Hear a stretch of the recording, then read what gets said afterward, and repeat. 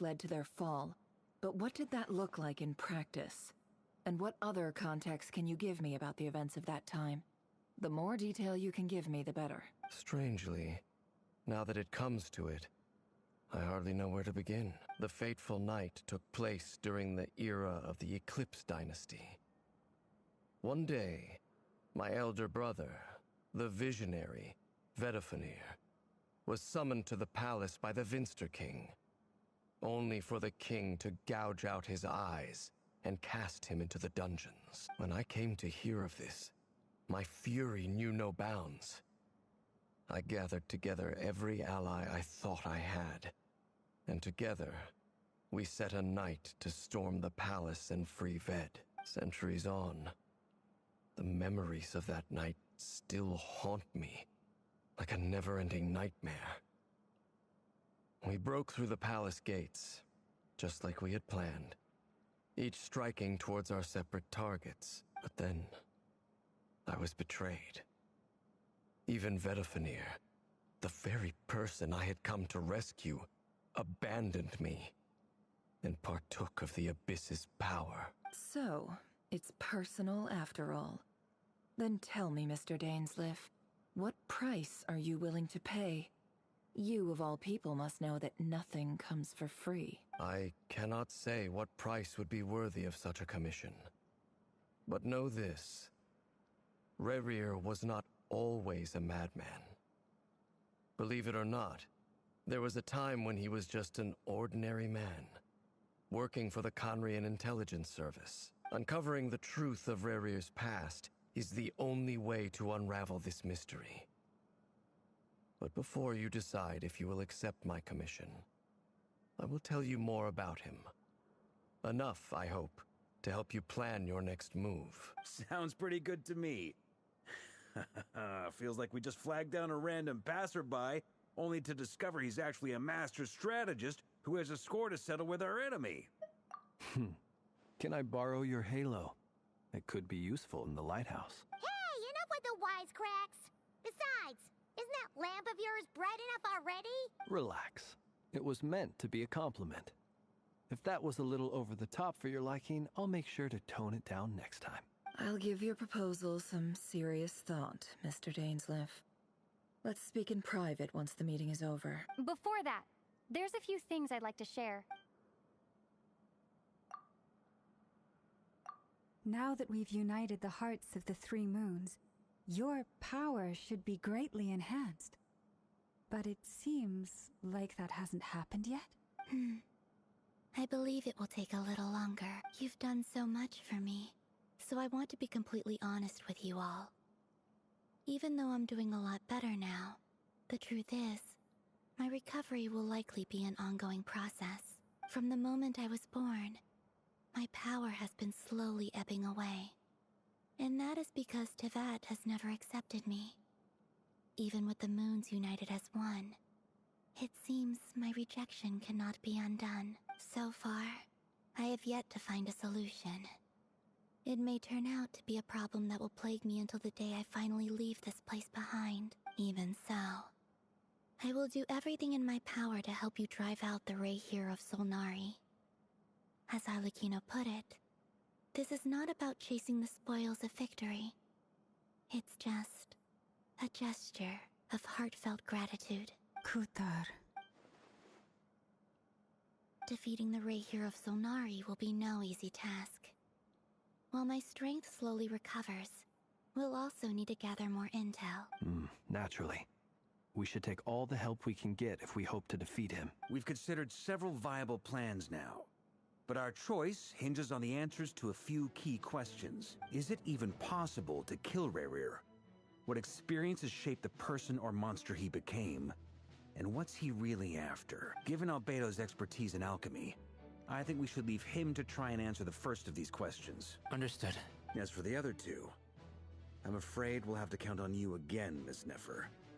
Believe me when I say it's not my wish to burden you. But right now, relying on your skills is our only option. So you're placing all your hopes on me, huh? We can't thank you enough for agreeing to help us. Honestly, I can hardly believe how lucky we are. You sure have a talent for changing your tune, Miss Moonchanter. Timid like Yehoda one moment, then flinches insincere flattery the next. Ladies, please.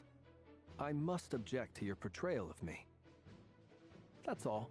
Feel free to keep bickering. Just pretend I'm not here. I almost don't want to leave this room.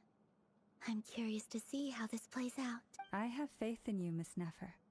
Something tells me you'll stand by us until the very end. Oh? And what makes you so sure of that? What if I suddenly decide that my compensation is insufficient? This isn't about the money. I can sense that you've got a deep-seated distaste for Rerir. And knowing you, that alone is motive enough. Look at them getting along so well. Like two peas in a pod. And I'm the one they accuse of insincere flattery. There is no justice. Miss Lauma, you have to understand something.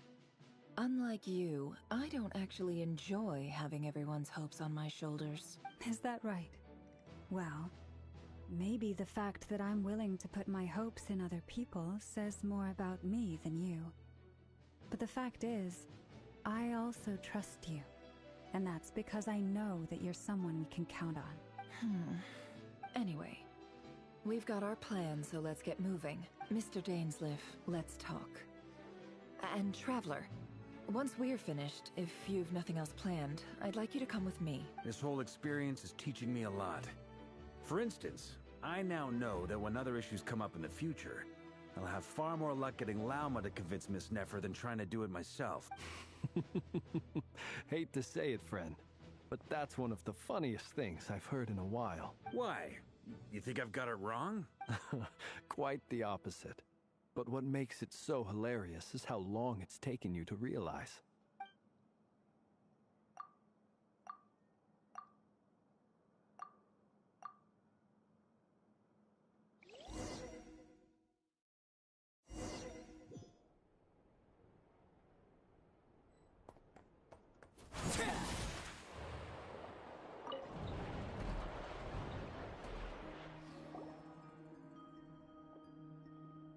Thank you for waiting. It's okay. We actually used the time to help Dainsliff get a room at the hotel. That's very considerate of you. Now, I trust you share my curiosity about Rerir's past, and you seem fairly familiar with Mr. Dainsliff already. We spoke at some length after the meeting. He was the one who suggested I should invite you to join this operation. He feels confident that these secrets will be safe with you. Dane has a lot of faith in us, that's for sure. Likewise. I appreciate that you got right on board without interrogating me about why I invited you. It shows that you trust me to explain everything in due course. That's because we know what you're capable of.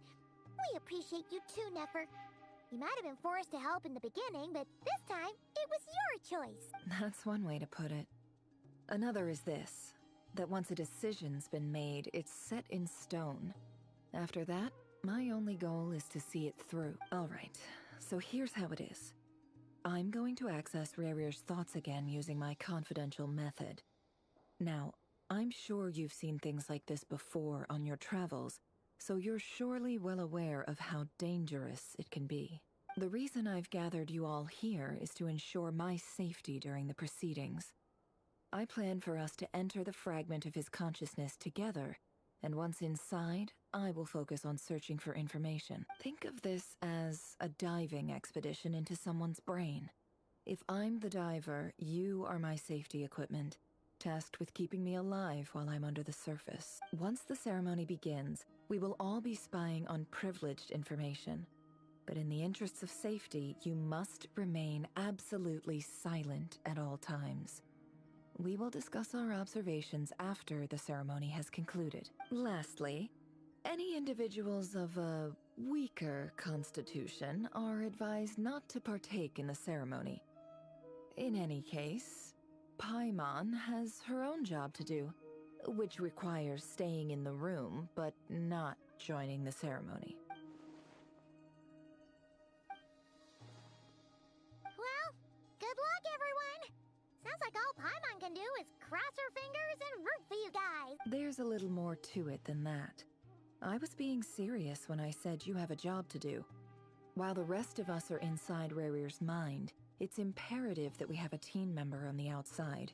In the event that something goes wrong, you will be our first responder. I don't anticipate any issues, but the extra level of safety will be greatly appreciated. I second that. This is a dangerous operation here, and you're our whole rescue team. That's pretty much the most important job in the crew. So, Paimon's like the lifeguard? Yeah, that makes sense. All right, got it. Good. Please, take a seat.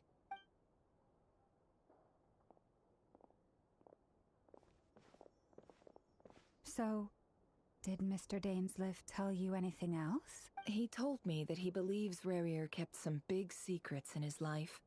He's not sure that they were the cause of his eventual downfall, but he's asked me to uncover what those secrets were all the same. But surely you're not planning to go through with this, no matter the cost. If you think that, you'd be overestimating me. I'm a businesswoman, not a mercenary. But I do have my own professional reasons for taking this job. You think I'd turn down the opportunity to get a first-hand glimpse into Conrian history? No chance. Well, as long as you don't let morbid curiosity get in the way of safety concerns, we're good. We'll do whatever we can to help you. You're such a killjoy.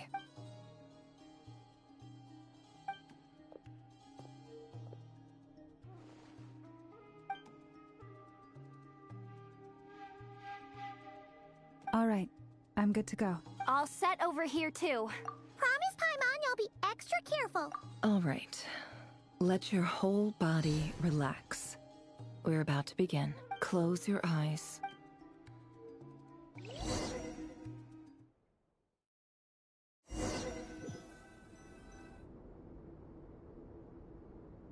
Phew.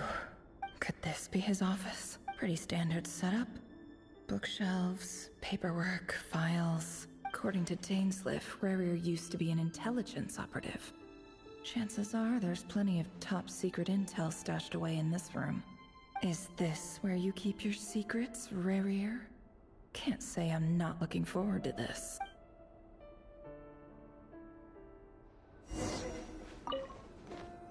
A file tucked inside a folder. The title reads, Dear Breakfast Shop Owner. It's a list of names, but at this stage I have no idea who any of them even are.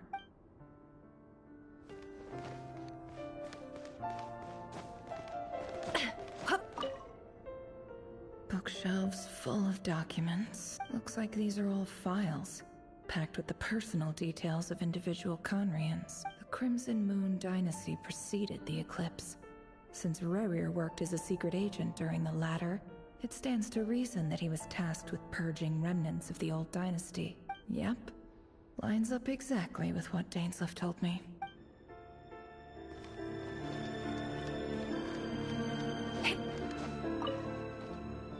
Wonder what kind of encryption technique this is. Seems like it has to be inserted into that camouflage device nearby. Aha! It's an audio recording. Please, hear me out. I can't shake this feeling that someone's been spying on our house. No, I'm not being paranoid. It's true. I saw someone dressed in all black. It was a couple of days back, but that was on another street, not near my house. I swear, I know what I saw! There's a note in the margin. Surveillance of the Runforther residence has concluded. We apprehended the target and filed the mission report last night. Could the voice in the recording belong to one of Rarir's targets?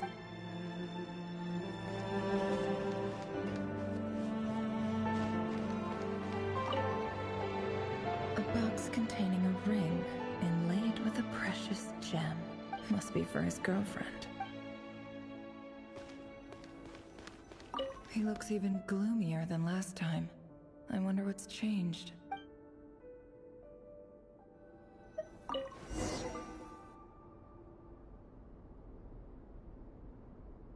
Today's files are in. Time to wade through them, just like usual. Male, 51. Occupation, cook. Confirmed Crimson Moon descendant. Has maintained frequent contact with other descendants over the past year. Poses a threat to the dynasty. Neutralized. This one should be archived under purged targets. Female, 23. Occupation, office clerk. Confirmed Crimson Moon descendant.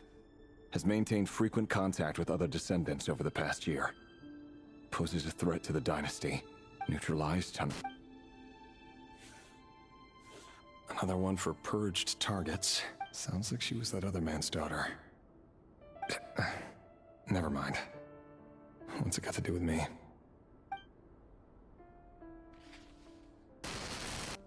Male, 40. Occupation, teacher. Confirmed Crimson Moon descendant. Has been observed making contact with other descendants during the past year. Poses a threat to the dynasty. Neutralized. Just another nobody for the archive. Come to think of it, I remember surveilling this man. A case like his never would have been considered a priority in the past. Huh. He barely even interacted with other Crimson Moon descendants.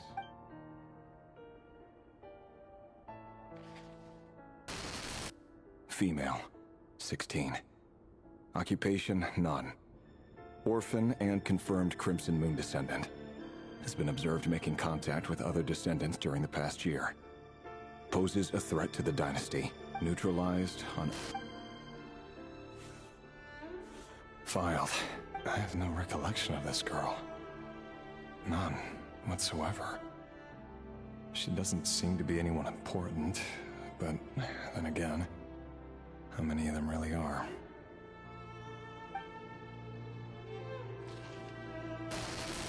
Female, 13. Occupation, none. Orphan and confirmed Crimson Moon descendant.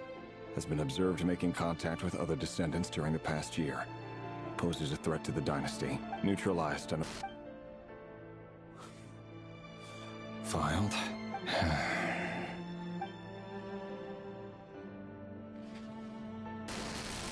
Male, 11. Occupation, none. Orphan and confirmed Crimson Moon descendant. Has not been observed making any contact with other descendants during the past year. Poses a threat to the dynasty. Neutralized and...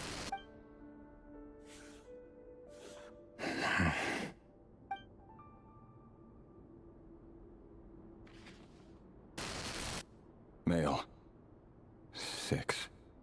Occupation, none. Orphan and confirmed Crimson Moon descendant. Poses a threat to the dynasty.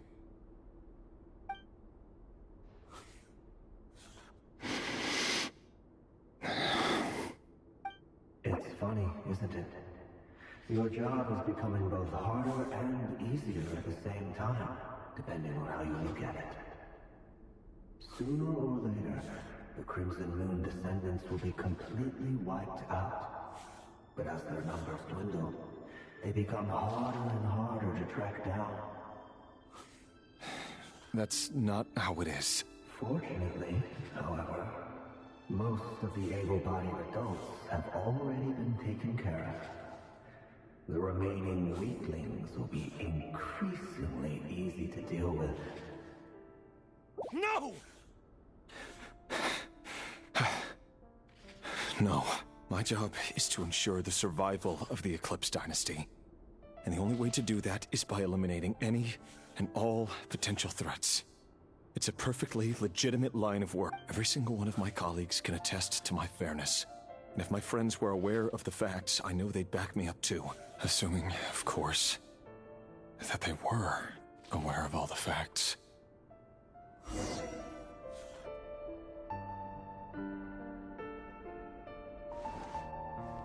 He looks even gloomier than last time.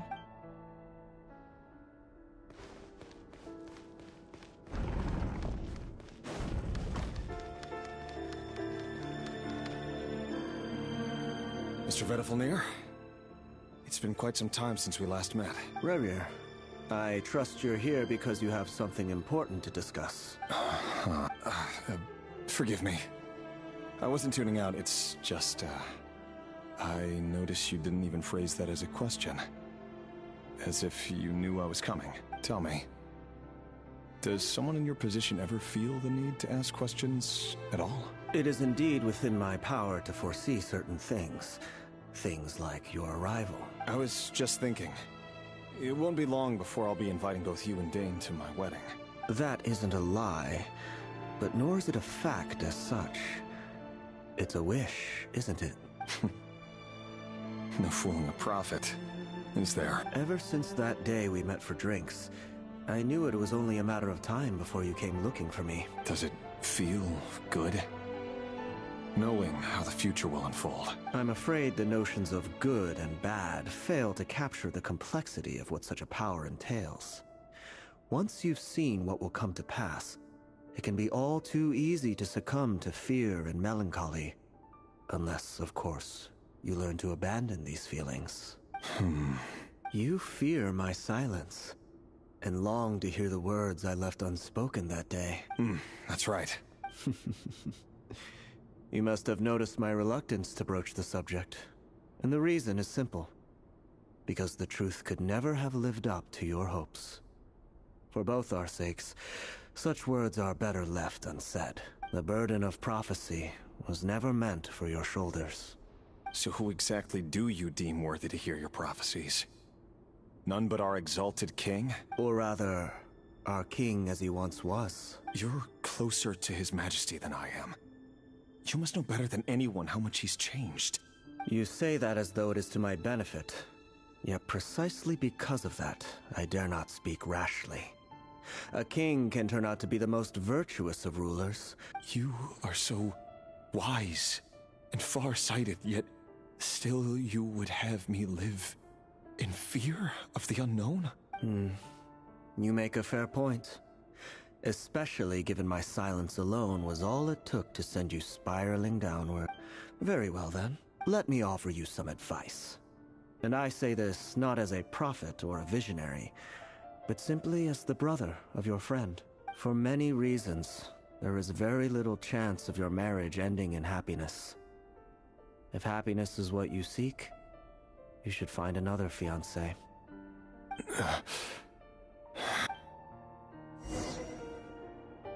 Hold on.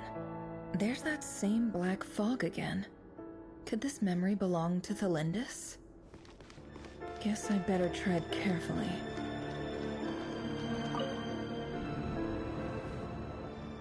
Wait. Hear me out. This time we finally got a clear look at his face and learned his true identity. His name is Rayrir, and he claims to be one of the king's guards. What did you say? A cruel irony, isn't it? The man you're set to marry leads a double life as a brutal executioner. Why are you telling me all of this now? Simple. It's because I want you to kill him. You are the only person he would never suspect. No, absolutely not. I would never dream of doing such a despicable thing. So you'll just stand by and watch him slaughter us to the last. Do not forget that the blood of the Crimson Moon flows in your veins too. The blood of the Crimson Moon? What does that matter now? The dynasty has long been dead and gone. You think that alone is reason enough for me to throw away everything I have?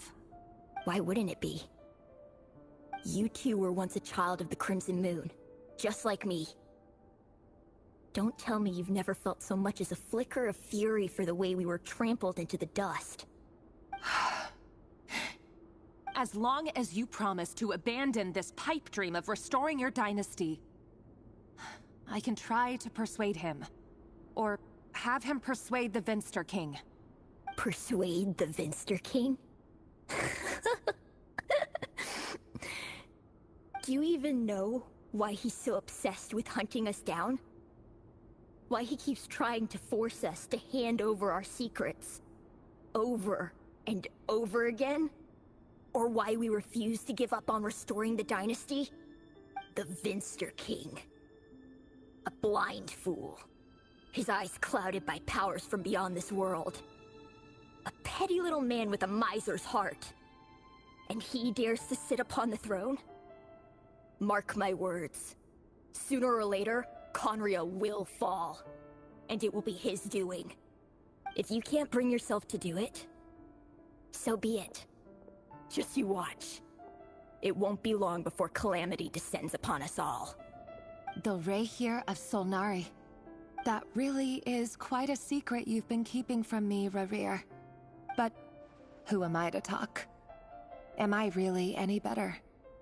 I've kept my own past a secret this whole time too. Love should be built on honesty. But ours was born from lies. And yet, is it really so wrong to hide things that would only make life harder? If we don't cover up the parts that no one else should see, how can we go on pretending to be normal? Vedifulnir must have known all this. And that's why he made his prophecy. In the end, nothing stays hidden forever.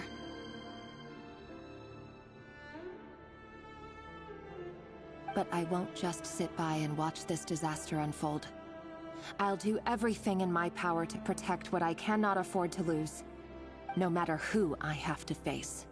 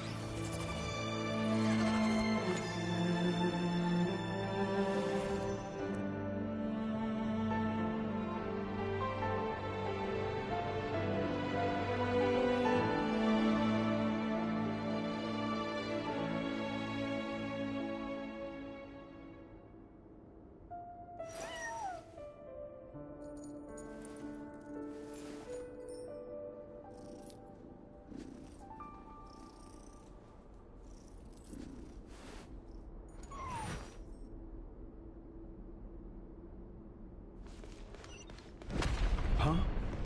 Was that Rerir who just walked past the window? Doesn't it give you the chills that he still takes the same road to work every day? As if nothing ever happened. Those people at the deli. Enough already. They're clearly pretty taken by their own disguises, so just smile and play along. Pull the rug from under beasts like that, and you'll risk having your throat torn out. Deli? Oh. They're talking to those people from the opposition. Right. I'd almost forgotten they used to run a deli. But surely you can see he's not the man he pretends to be! So many have died already, and they say that the king's madness grows with each passing day. We're not going to survive this, are we? But why does it have to be this way? Do we really deserve to die just because of the blood that runs through our veins? Felindis, are you even listening? Sorry, Freether. My mind was off wandering. I heard you, though. You're talking about what Rerir said. He's just following the king's orders. He's a secret agent, and it's his job to hunt down rebels and dissidents. By the time you first met him, he'd already taken lives. Maybe he was using you from the very beginning. No. Rerir has no idea I have anything to do with the Crimson Moon. My family are only distant relatives of the main lineage, and besides, my eyes are perfectly ordinary. Truth be told, apart from my teacher, pretty much no one knows I have any connection to any of it. It's been a long time since my family severed ties. But as Orlog said, who could possibly talk sense into that raving lunatic of a king? No one. I'll work something out. Trust me, I'm with you all. But for now, you need to keep yourselves hidden. Don't let anyone find you, anyone at all. Don't forget that Rerir is an Eclipse operative. You need to be extra careful when he's around. And when I am too. For now, don't come looking for me. And if anything happens to me, just act like we've never met. If even you can't escape this, what hope do the rest of us have? But after all this time together, surely he wouldn't lay a hand on you. I won't speak in his defense, nor can I give you a clear answer to that question. But I'll do everything I can to put an end to this. Here, hold on to this. If an opportunity to escape presents itself, take it. You'll be glad you took some spare change. You call that change? But what about you? I've got a job, and there's still money coming in. But you can't go anywhere right now. Please think about yourself for once.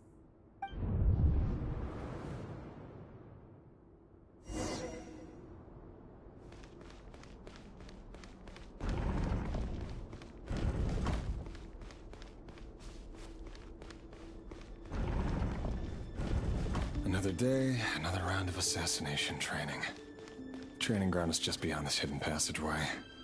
When you kill a person, doesn't it bother you when you end up covered in their blood? Why would it? Aren't we all just walking blood bags? But not everyone is accustomed to hunting down others like prey. You've been a hunter for so long now, you seem to have forgotten that most people don't just go around killing one another. Leave me alone. Why does Ashru sit up on the counter? To welcome our clients, of course. A kitty's gotta earn his kibble somehow.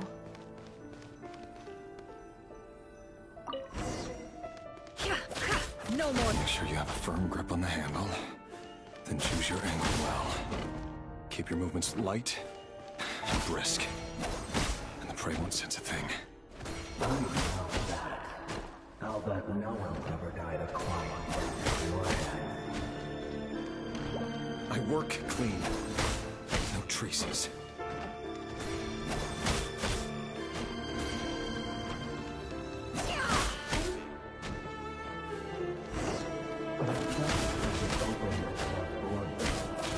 The king just happens to be right now. What if someday he doesn't? That won't happen. Ever since you turned the spell of that power, usually I should take out a handful of it. But now... The ones I've dealt with have always been guilty. And I've carried out my work flawlessly.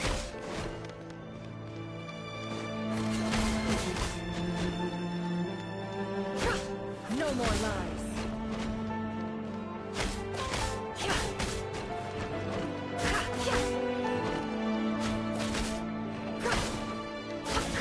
It all adds up. You know why Felinda didn't accept your proposal, don't you? Was it because she didn't trust you? Or something else?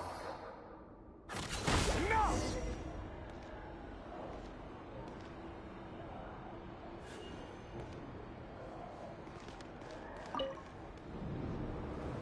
Delindis, do you still remember Orlog? Orlog. The boy who was pretending to sell flowers. You spoke for quite a while, didn't you? Yes, we did. What about him?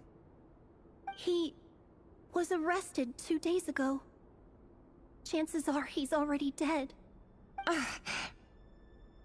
He... I just don't get it! After everything he's done, why do you still stand by him? Or does it mean nothing to you that people keep dying? No, that's not... Just hear me out. I need to go now, Thelindis. They're looking for us. You take care too.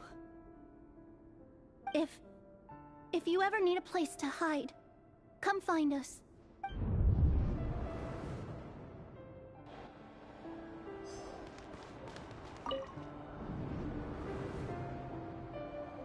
Author Thelindis. Over the course of this week, The research object was subjected to interference for a total of 47 hours for experimental purposes. The results are as follows.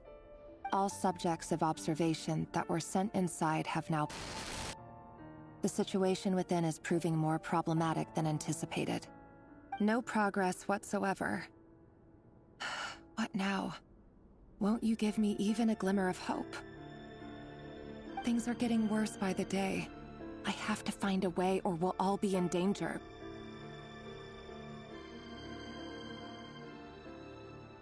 But I... If all this research comes to nothing, what then?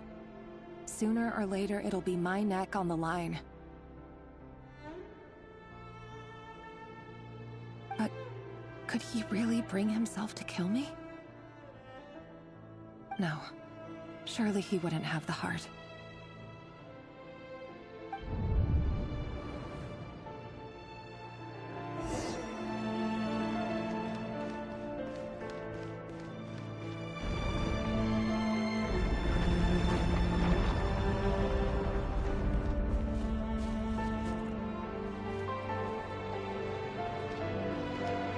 Why won't you just let us go? We don't even know each other. All we want is to live ordinary, peaceful lives. You want...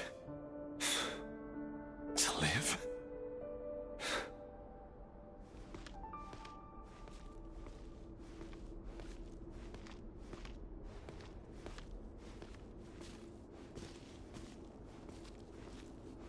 Yes. I just want to go on living. Is that really such an unforgivable crime?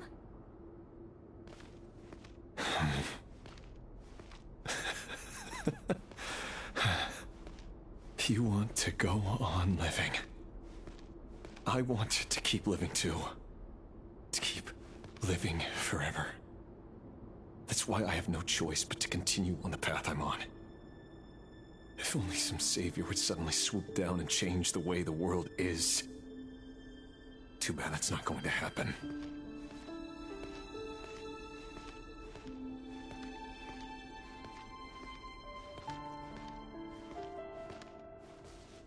Imagine that.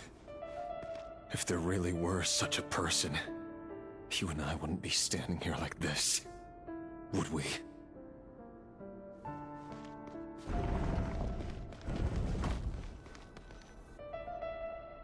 Today's files are in. Time to wade through them just like usual. No, I don't get tired of it. It's my job.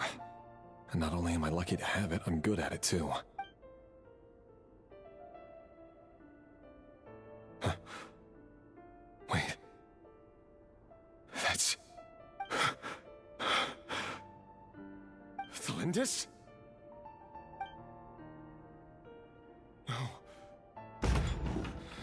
No. No! Why?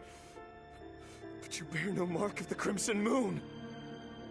How could you possibly have anything to do with them? It cannot be! A diluted bloodline. Carefully concealed. I see it now. You've been living in the shadows just like me. What a fool I've been. Numbing myself with talk of justice. Even imagining my friends would back me up. But in the end, Irminsul. Finster King! How far are you going to take this? From the direct bloodline to secondary offshoots? And then what? Today it's the descendants of the Crimson Moon. Who will it be tomorrow? Will you not rest until everyone down here is dead? No. This cannot go on. This is where it ends.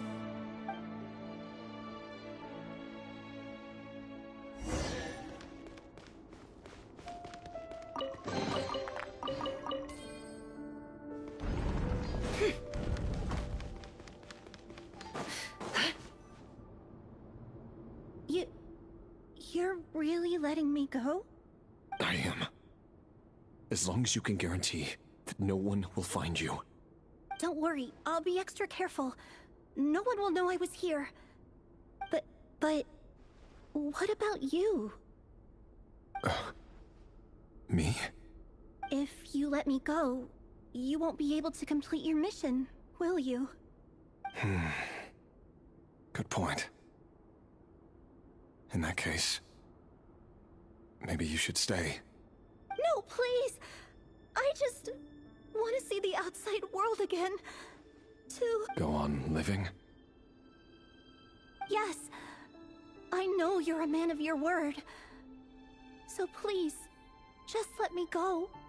If I let you leave, what will become of me? Just kidding.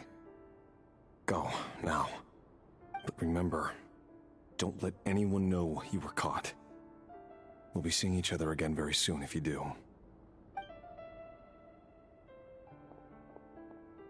Even shadows in the dark must live by a code. But you can't save everyone. You've been whispering in my ear for days now, Vedifalnir. What are you trying to do? Break me down? I only say this because you long for an answer to your problems. Let her go, Rerir, or you risk losing everything. I will not abandon Thelindis. Then you'll need a little more vigilance and a lot more power. The world is changing, Rerir. Keep your eyes peeled for your moment of opportunity. That voice used to be so unclear. But now I know exactly whose it is. It's Vedifalnir. He won't tell me how to actually resolve any of this, but he keeps trying to manipulate me like a puppet. What's his game here? Tell me then. What will this moment of opportunity look like? And... no answer. He's like a ghost. Always disturbing me when I'm on edge, but never answering when I need him most.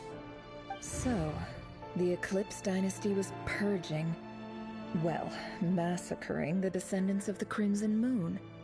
And it seems like it was all connected to the Vinster King's research. The King's obsession with abyssal power left the future of Conria hanging in the balance. No wonder every aspect of Rerir's life was so unstable. And it looks like this Thelindis, Rerir's would-be fiancée, herself belonged to a sub-branch of the Crimson Moon Dynasty's descendants. It almost defies belief that a couple like them could hide the truth from each other for so long. If the Vinster King hadn't intervened in such a drastic way, they might have gone on deceiving each other for the rest of their lives. And why does Vedifalnir, Dainslif's older brother, keep talking in Rerir's head? This guy kept more secrets than I ever imagined. The human mind is like a vast desert of shifting sands. When you follow the flow of someone's memories, you only ever see the parts they're willing to let surface. Time for something a bit more creative. We've been inside Rerir's mind this whole time, building up a picture of his psyche. There's already enough clues on the board to start reading between the lines and mapping out the rest. Now, we can finally begin to put the pieces together. Sure, it'll only be a reconstruction, part simulation, part reasoning, but it's usually pretty accurate. Once we've built up a cognitive profile, we just need to cross-check the logic behind his actions. And then we'll be able to take a sneak peek at whatever it is that Rerir has really been hiding.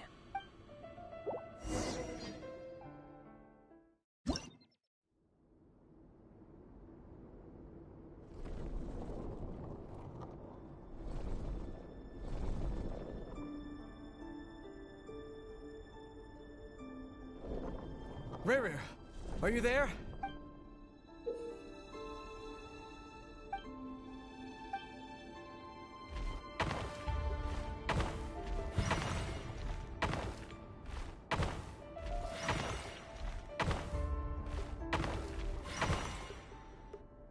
Hey, Rerir! Come out, it's urgent! Dane? What's wrong? Quick, come with me. I'll explain everything once we've met up with the others. Okay. I'll come. but the Lindis is still over at the Universitas. I'll need to leave her a note. All right then, but make it quick. I've never seen Dane so worked up before. Whatever this is, it must be big trouble.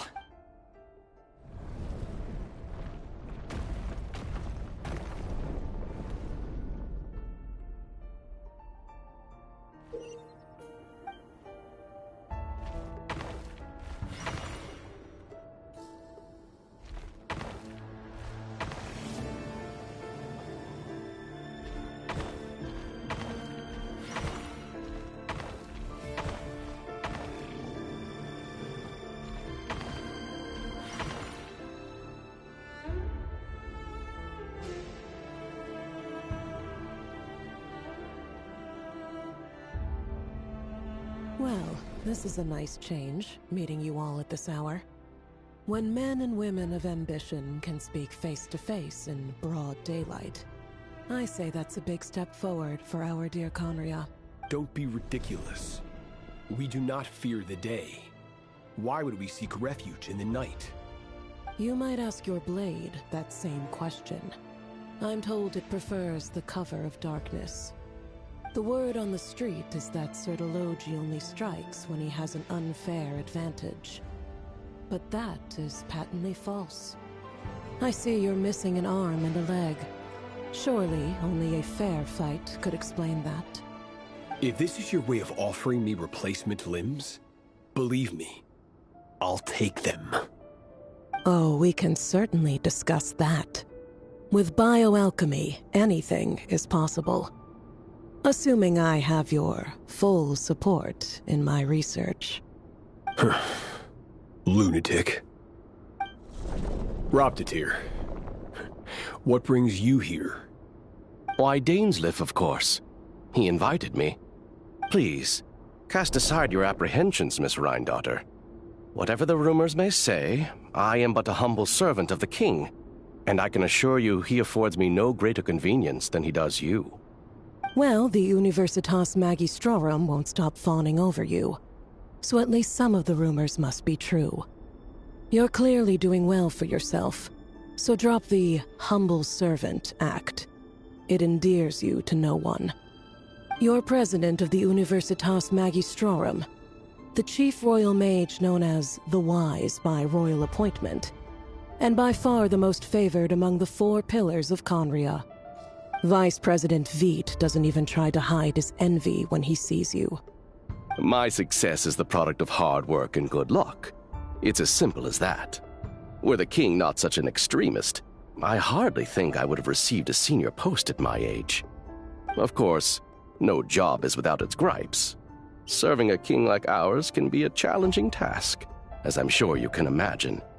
And as for Efterveit, in missing out on the presidency, he's dodged a mountain of stress.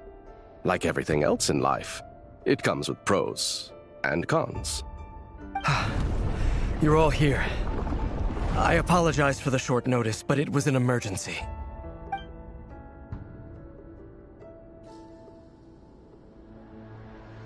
You must be Rarir. Mr. Sertologi. Yes, I handled your case file during your sentencing. Nothing personal, of course. I'm pleasantly surprised that you remember me. You're clearly a person of substance if you've been invited here. But Dainsleif, you'd better have a very good reason for convening this little gathering. It's my brother, Vedofenir.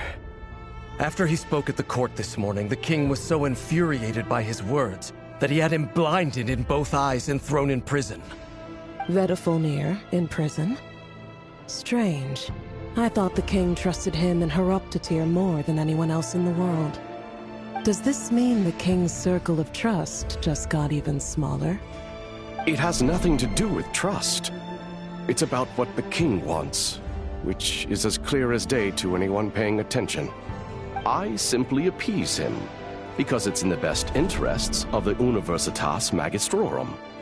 And also because you're slimy. Vedofenir, perhaps less so. But still, a visionless visionary? It rather inclines me to think that qualifications are not what get you ahead in Conria. Do you honestly think this is an important discussion to be having right now? Dane, what are you planning to do? Rescue Vedifenir, I assume. Correct. It will mean storming the palace by force. Tonight. I need all of you on my side. That's far too dangerous. And don't forget, Dainsleif, you're captain of the Royal Guard. You swore an oath to the throne. Hmm? You've been planning this for a while, haven't you? I have no desire to commit treason. But whatever critique the king may have of Vedifenir, disfiguring your most loyal subject for putting the best interests of his court and nation first, this is not the conduct of a wise ruler. My blade will force the king to see the error of his ways. So, Vedifenir's prophecy enraged the king. I'm sure it wasn't what he wanted to hear, but if he won't take counsel even from the visionary, that is deeply troubling news. The extent of His Majesty's madness is now all too clear. The question is, how does a man like me get out of this situation unscathed? You have noble ambitions, Dane, but I'm afraid they don't do much for a guy like me. I'm not interested in saving the world. All I want is a letter of pardon. A letter of pardon? For whom? Thelindis? The chances of the Vinster King issuing a pardon for anyone connected to the Crimson Moon seem vanishingly slim.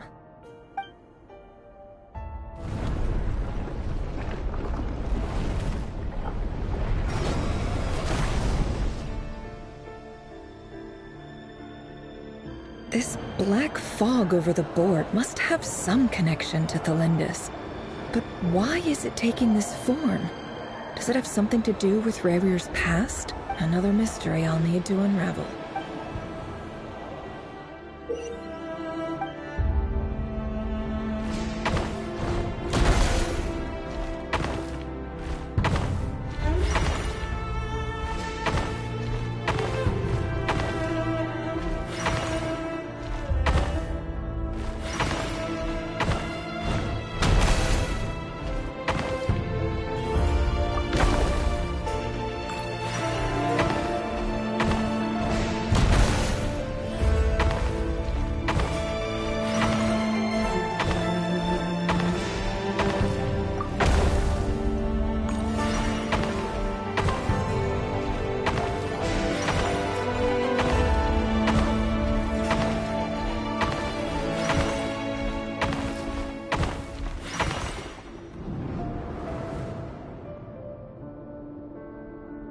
Author Thelindis.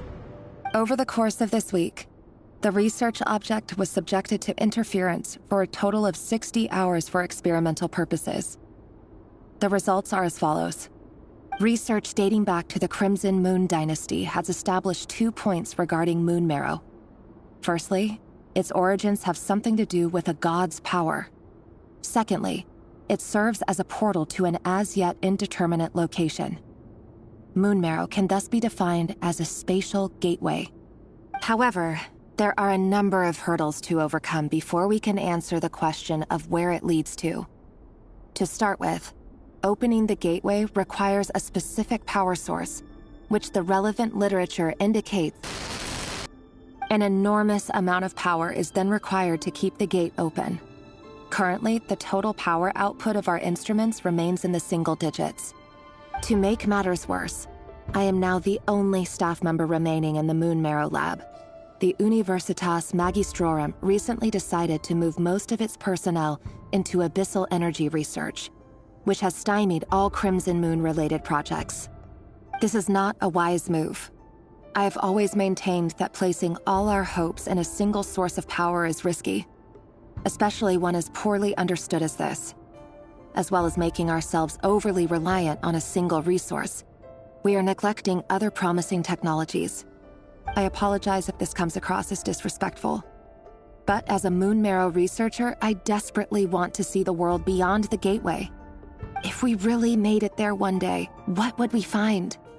And how would we go about taming the unknown? My imagination is endlessly fueled by questions such as these.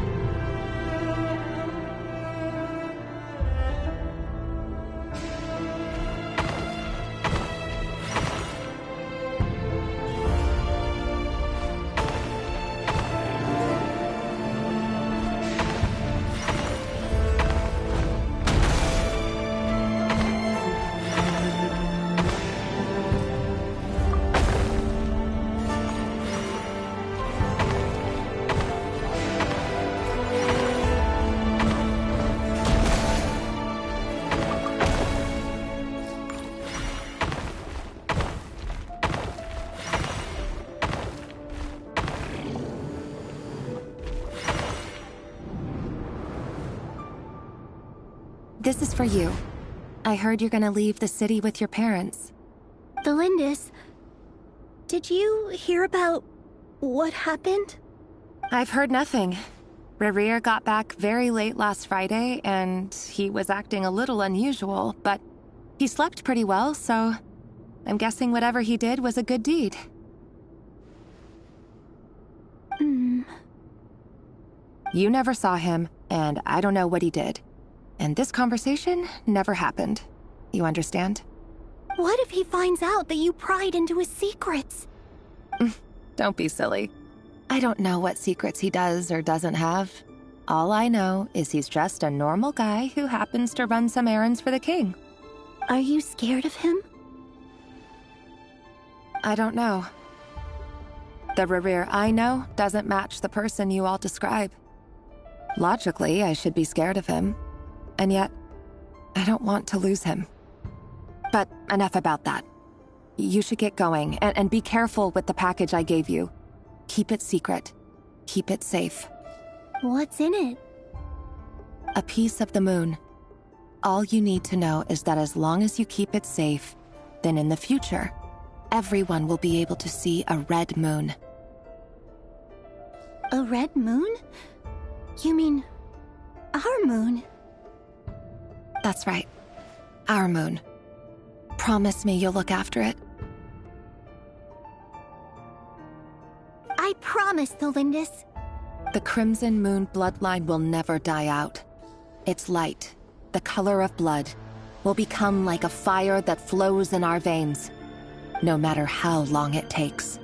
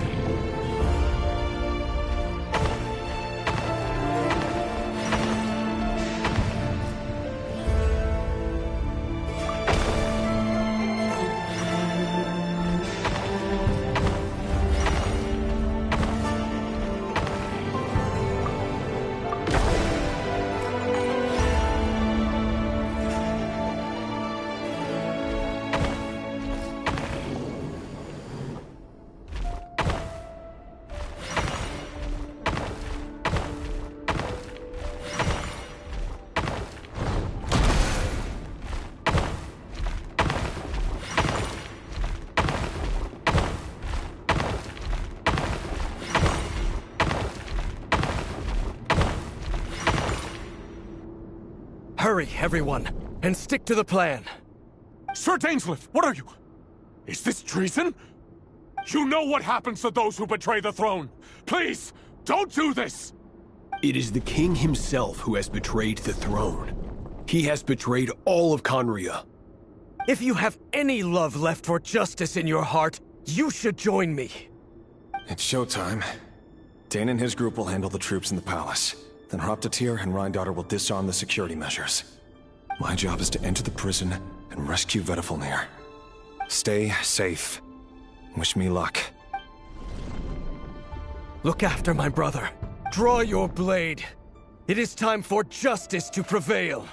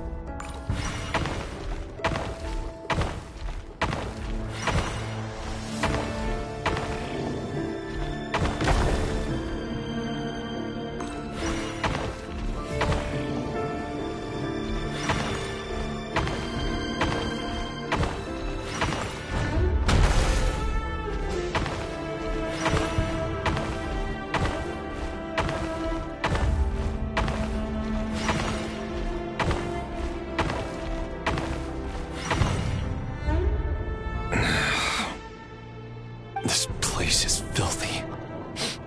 And the smell is abominable. Clearly, the king doesn't allow his prisoners a single shred of dignity. This is dire. Found you. Hello, Mr. Vedafilnir. Ah, it's you. Surprised? Oh, wait. I guess surprise isn't an emotion that prophets feel very often. I certainly felt some surprise in the moment when I was blinded.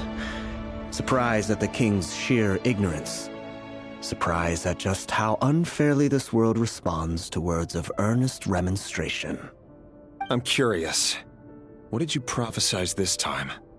It wasn't a prophecy. It was a word of warning. Someone had to say it. The king has forsaken all reason in pursuit of his obsessions. I simply told him that if he continues on this path, Conria will surely fall. But he didn't listen. Worse still, he stabbed you in both eyes and locked you away. Dane asked for my help. The court is in complete chaos now, but I'm sure you predicted that. Everything is transpiring as I foresaw, yet I am powerless to change it. Fate is an immutable force. I can but lament as the inevitable unfolds. I do wonder whether giving a man the power to see the future does nothing more for him than slowly crush his spirit. Forgive my curtness, Vedafilnir, but the king did not suddenly turn on you today. His suspicions have been brewing for a long time. You can't have wisdom beyond the reach of your fellow man without attracting his fear and suspicion. There are things the king does not want to see. So, he doesn't want you having visions of them either. He blinded you because he thought this would make the visions stop. He wasn't entirely wrong. I did indeed lose my power to see the future. Right up until... Until what? Just now. I believe I saw something new. Well, tonight could go a lot of different ways. 5 of us banded together to storm the palace, also we could rescue you. This will go down as the most tumultuous day in Conrian history. I sense hatred in you, but also hope. A desperate hope that with the tyrant deposed, that will be the end of the story. But this is not the end. It is the beginning of a new chapter, in a whole new story. There are many men of honor and courage in this world, Rerir. But you are not one of them. You're not here for justice, are you? You're here for yourself. Is that a dagger? Interesting. Why not the polearm? It was always your weapon of choice. With your abilities, I don't doubt that you were able to recover some of your sight. But I also doubt that you want to make an enemy of me right now. Of course not. We're on the same side, aren't we? We could be. But I need you to be honest with me, Vedafilnir. At this point, you're my only hope for the future. You mean your future? With your beloved, Felindis? Yes.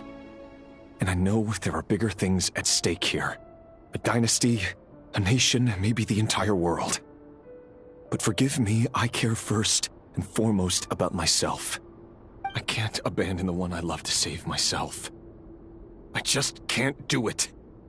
But you see a broader picture of the future than I. You see the solutions to the biggest problems of our age. So tell me, what is my solution? What's the answer? In matters of fate, answers are either right or wrong. What will be, and what will not. Maybe you are willing to pay a certain price in the pursuit of happiness, but unfortunately, fate does not negotiate. That is the cruelest thing about fate. It is unmoved by your sacrifices. That can't be true. I know it's your voice that I keep hearing in my head, urging me to see how the world is changing, to seek more power, so I can protect the things I love. You show me disaster, but you won't show me how to avoid it? Why? Why are you doing all this? My voice. In your head.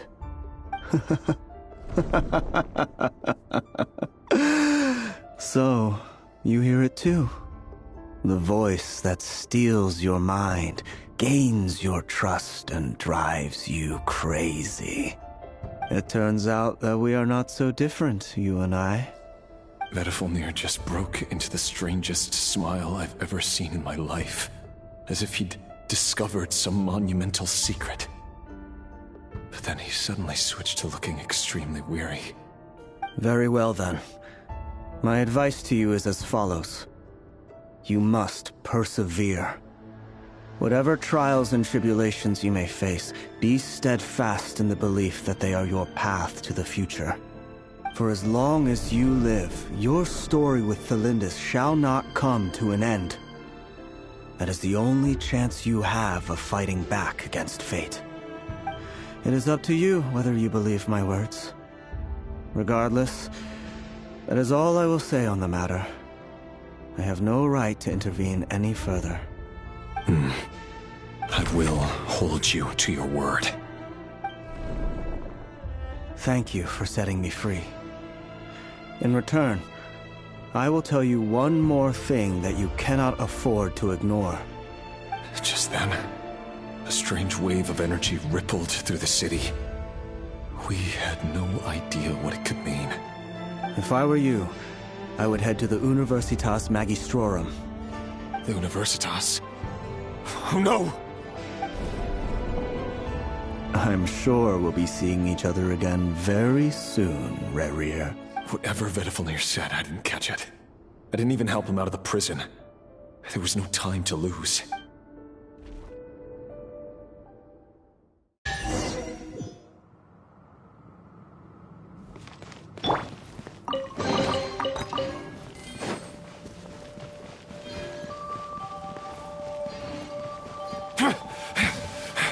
Monsters? Is this Rhine-Daughter's doing? Or the Universitas Magistrorum? Out of my way!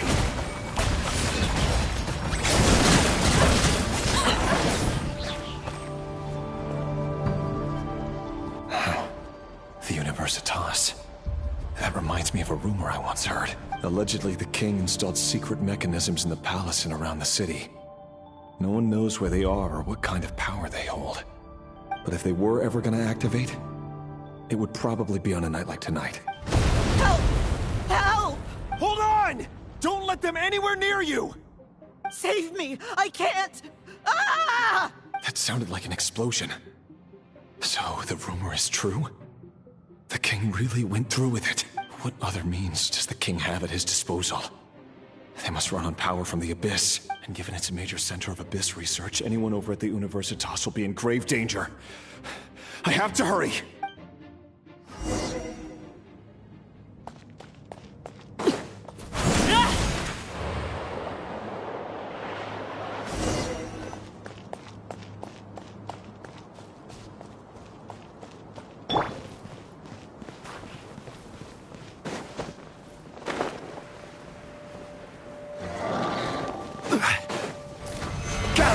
I will have order! Everybody stand! Transfixed!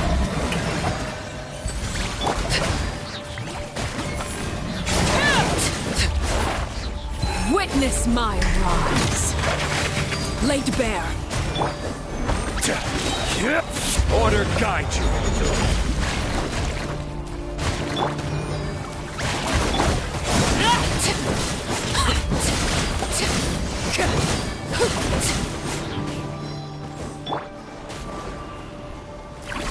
Stabilize! Shower me with praise! Let my name echo in song! Teamwork is true! Transfixed!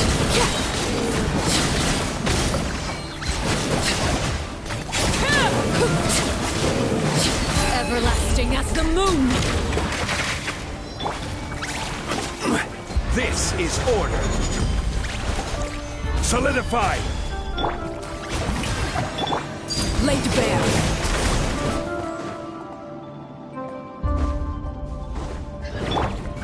I'm going in! The deception ends here. No more lies. inside the truth. It all falls into place. Yoo-hoo! Time to shine! No more lies. How farcical.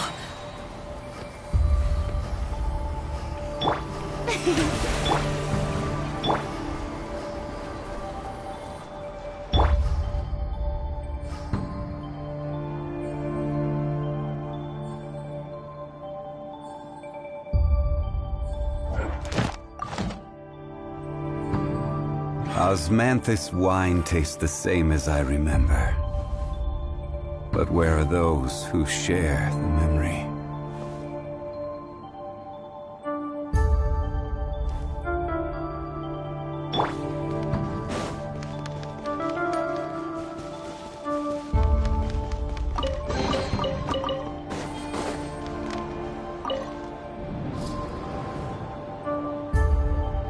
Monsters! At the Universitas Magistrorum? Why now? Oh no! They're coming! It's no use. The table won't hold out much longer. The weapons. Where are the weapons? Of course. All the lab equipment was upgraded after the inspection last week, but the new weapons haven't been allocated yet. I'm done for. Is anyone there? I need help! Ah! Stay back! Please stay back! Please!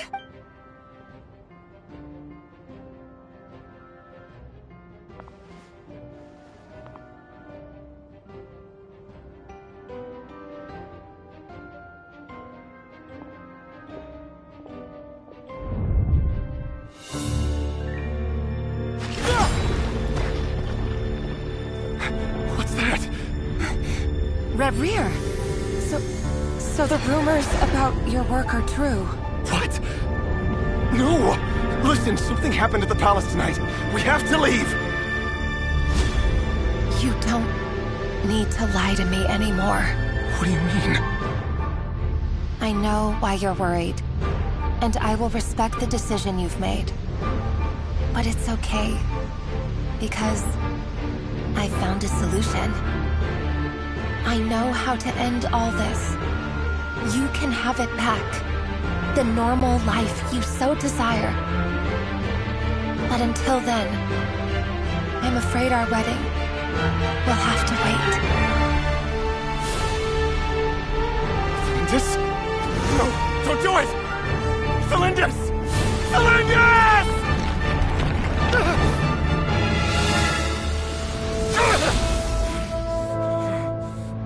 I told you, Reverie. Let her go.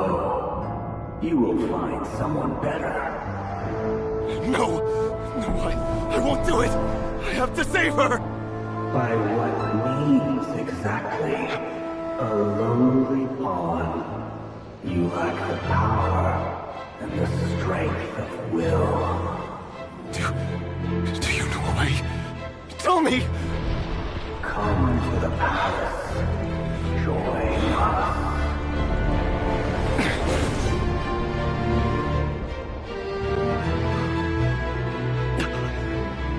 Reverie, thank goodness we... Step forth and take your share. You made it.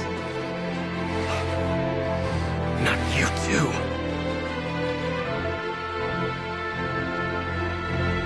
Hatred or grief, despair, desire. We all have our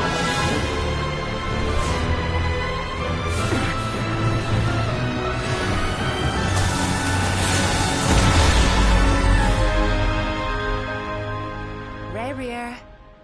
Reverie. Cylindus? Were you daydreaming?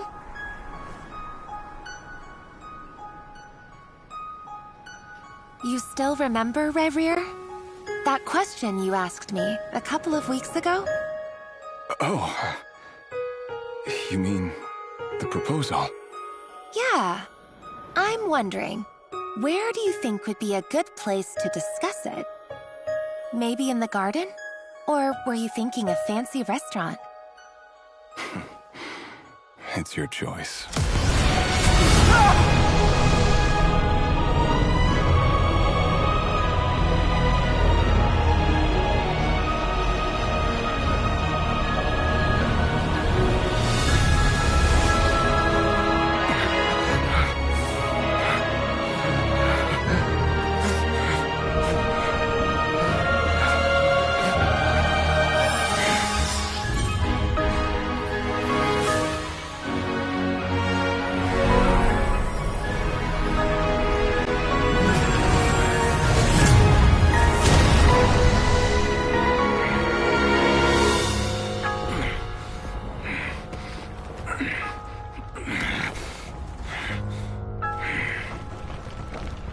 I will find you.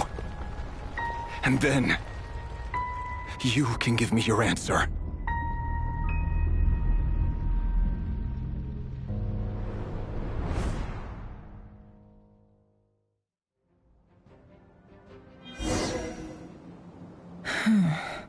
So that's how the Raker of Solnari was born. A monster created by circumstance is a monster all the same. Viewing other people's thoughts for too long can get uncomfortable.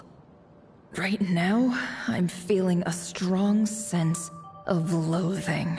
In a nutshell, the story of Conria is what happens when the truth falls by the wayside. Everyone tells little white lies, and before long, you have a huge pack of lies that destroys everything. Phew. Time to get back. His past is filled with sorrow, but the tale of any fallen civilization is one of endless tragedy. Cruel as it may be, that was Conria's fate.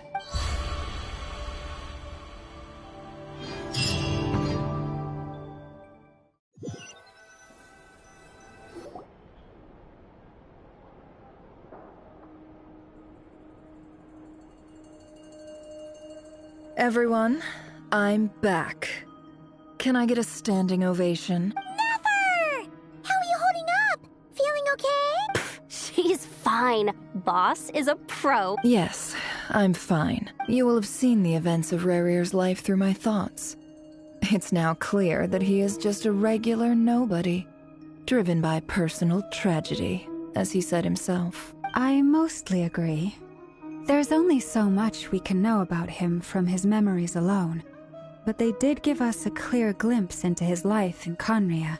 However, I would not consider Rarir to be a nobody. He was deeply involved in the events of that era. Yet, when the catastrophe of a generation strikes, nobody is safe. Sounds to me like you're speaking in riddles again. Is this you urging me not to abandon the people of Nodcry in their hour of need? That's not what I meant. Although I do hope you choose to remain a part of the plan. Without you, the mission ahead will be all but impossible. Then try to remember that I respond better to the carrot than the stick. And I don't appreciate being bossed around. Now, as for you, Missy, you were excellent. You stuck to the rules of the ceremony and kept your mouth shut the entire time. Bravo. Cool. So, can you fill me in on the deets now? Patience. You'll hear the whole story, don't you worry. But let's meet up with the others first. It will save me narrating it twice. Yehoda? Yes, boss. Let me get that door for ya. That's more like it. For a moment there, I was worried you'd forgotten about the first clause of your employment contract. Forgive my curiosity, but what does the first clause say? It says I gotta do the annoying stuff that boss is too lazy to do for herself. Is that right? If something is in the contract, it's because she willingly agreed to it. Rest assured that the Curatorium abides by the very strictest of labor policies. You don't seriously think I'm cruel enough to treat her like my slave. In any case, I've hardly shied away from my share of the work today. Hope I don't catch Flintz and Varka lounging about in their chairs, enjoying a leisurely cup of tea. There's nothing I dislike more than other people enjoying themselves while I'm hard at work.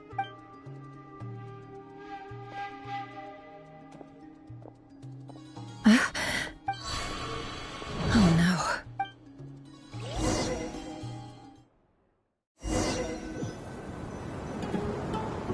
Sorry to disturb you, but we seem to have run into some trouble. Evidently so. Don't worry, I'm not about to leave you to fend for yourselves. I'm not that kind of boss. And it would go against the Curatorium's labor policy. I'm sorry? What did you hear me say?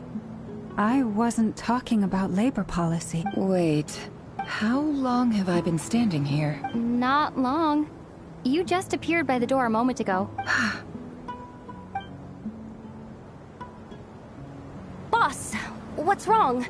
You look like you've seen a ghost. We've been tricked. We never left at all. Somehow I hallucinated that whole scene back inside the office. Hallucinated? But how? How indeed. This place should heed my will alone. All thoughts and actions that occur in here are just a result of pawns moving across the chessboard in a carefully calculated manner. And nobody has access to this chess set but me. So you control everything in here? More or less. But yes, it's a special technique of mine. Has anything like this ever happened before? Only once. It was the first time I used the chess set. Is there any similarity between what happened then and what's happening now? I suppose my thoughts are a little turbulent, which was also the case my first time. Is there anything I can do to help? The first clause of your contract clearly states that I only need your help with things that I'm too lazy to do myself. Meaning, you're not feeling lazy right now? Meaning, this is not something Yehoda can help with. The chess set is a personal treasure that I alone understand. I must be the one to find our way out of here. Boss, it's fine. Really. Let me do something useful. Oh, listen to you. Whatever would I do without you, Yehoda? What? Really? Yes, really. Where would I ever find another employee as obedient and servile as you? God forbid anything ever happens to you. Oh, okay. Well, anyway, I was thinking of fetching some water.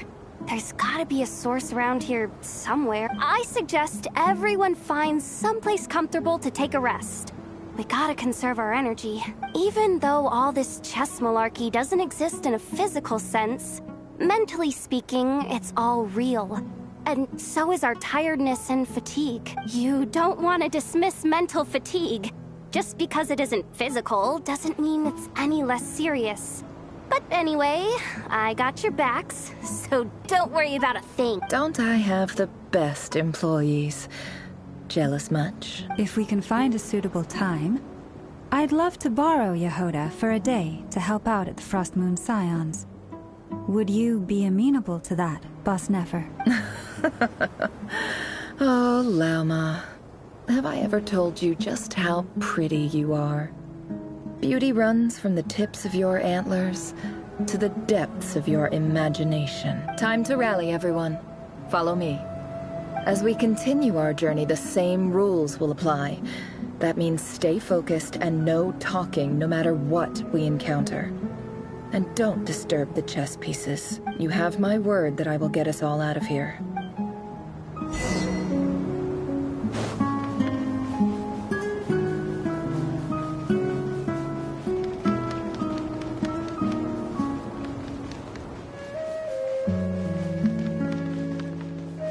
This place looks familiar. That's not a good sign. I wasn't expecting visitors at this hour. Oh. It's him. There you are! Sinue's been looking for you all day. I think he has some news for you. Oh yeah? What were you doing just now, Uncle Retinue? Hiding away some more loose change? What do you mean, loose change? Oh, come on, I'm too old for this.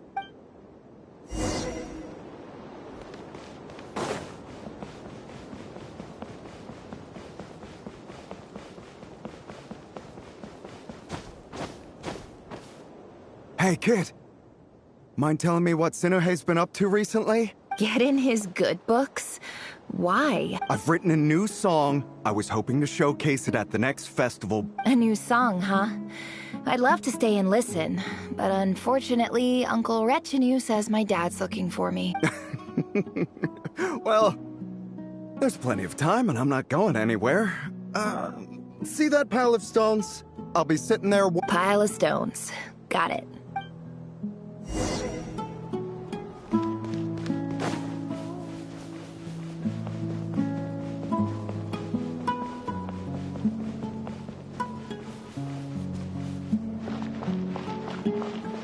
Hi, Dad. Uncle Retinue said you were looking for me. Ah, there's my little princess. If you'd gotten back just a little sooner, you could have shared the spoils of war with me. Spoils of war? Who were you fighting against, Dad? It was just a figure of speech.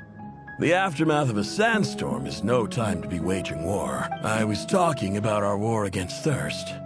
I went out to fix our water supply problem, and now I'm back. Which means... We have a well again! That's right. I found a new one and brought back as much water as I could carry. It should last us for a good while. If it wasn't for these blasted sandstorms, our wells wouldn't be caving in. You wouldn't be spending all your time out searching for new water sources. As the chief of our tribe, I'm supposed to be leading us out of hardship and poverty, onto better things. You know how prosperous our ancestors were. I've told you all the stories. And look at us now. Squeezed into these hovels. No one would choose this, if it wasn't for the endless wars over the years. But things are looking up. I started working with some folks from the academia a few months back. They gave me some contacts in return for my assistance in the desert. So you're the academia's helper now? Special ambassador, they call it. Think of it as a partnership. It's nothing bad, okay? We've been isolated here in the desert for too long. Seeking opportunities elsewhere is the best thing for us, and the fastest way to progress. So, do you get anything good out of being a special ambassador? Of course. My luck's improving all the time. One day, I swear I'm gonna lead us out of this place. We'll find somewhere new. Somewhere better.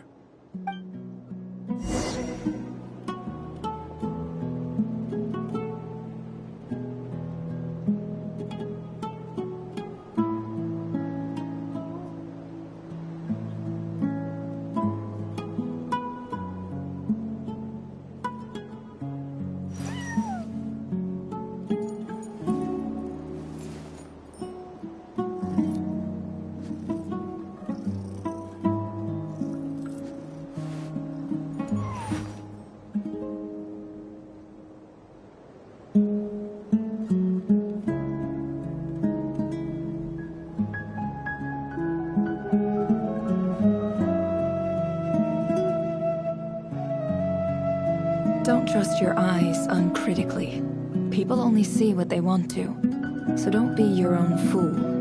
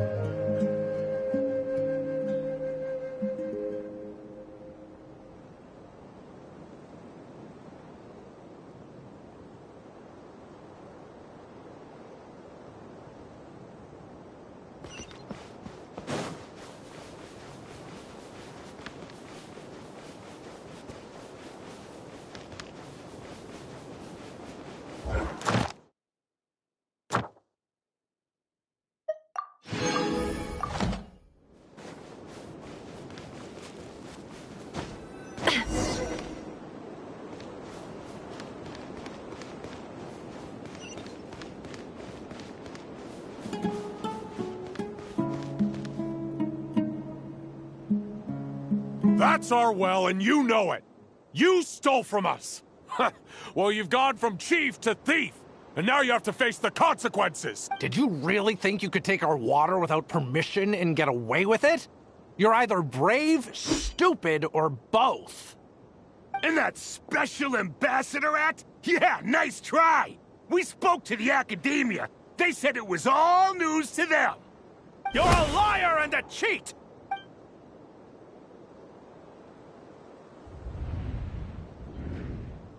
I heard Yehuda gasp, but I don't blame her. Most people are terrified by the sight of blood. Corpses strewn across the ground.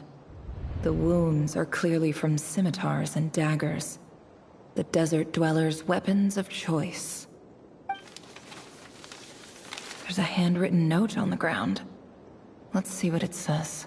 Halil, this is Sinuhe, chief of the Shimti tribe. Surely you remember me. I was the one who helped you and your colleagues avoid the quicksand in the desert. This is my second time writing to you. I assume my last letter must have gotten lost in the mail, as I didn't receive a reply. I hope this one makes it to you safely. I'm writing to you because I need some help. That sandstorm the other day completely blocked up our well, forcing me to look for another water source in Iab and Unut territory. It was a matter of survival. Praise the gods.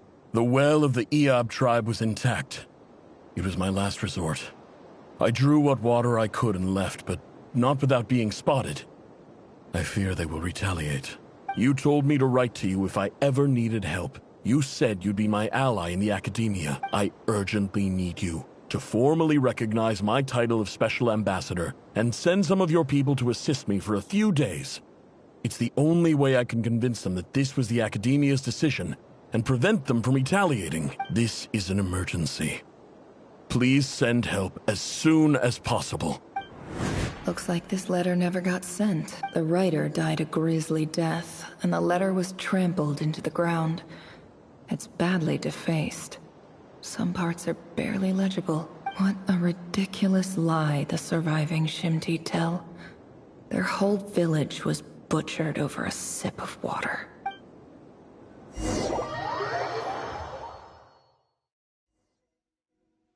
Ah, officer. Welcome.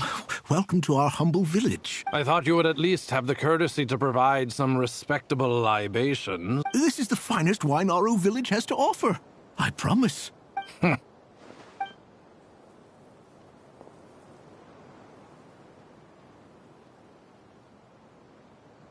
The Academia has agreed to reserve a single space for a candidate from your village. But I remain skeptical of this entire endeavor. I highly doubt anyone in this desert possesses serious academic potential. Please, have faith. If not in us, then in our God. The child we found shows great promise. I beg you, take her away from this place.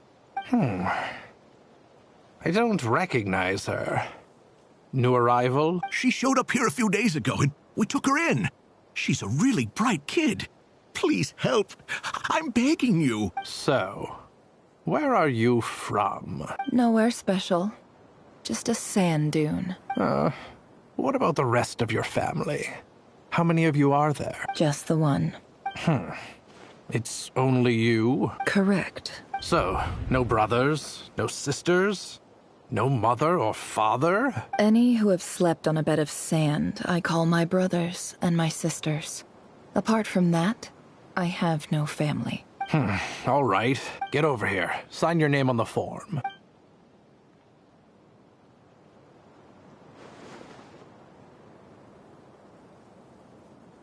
Never?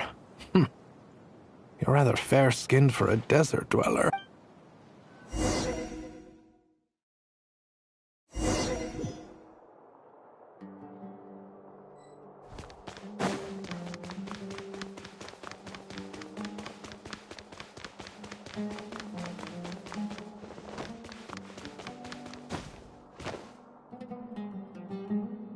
Nefer, this term's assignments have been issued already.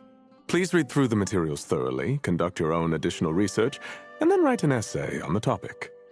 Yes, Professor, I'm aware. I just had a couple more questions I wanted to get your perspective on. Oh? Please ask away. Well, I saw the other students' problem sheets, and I couldn't help but notice that my assignment is much easier than theirs.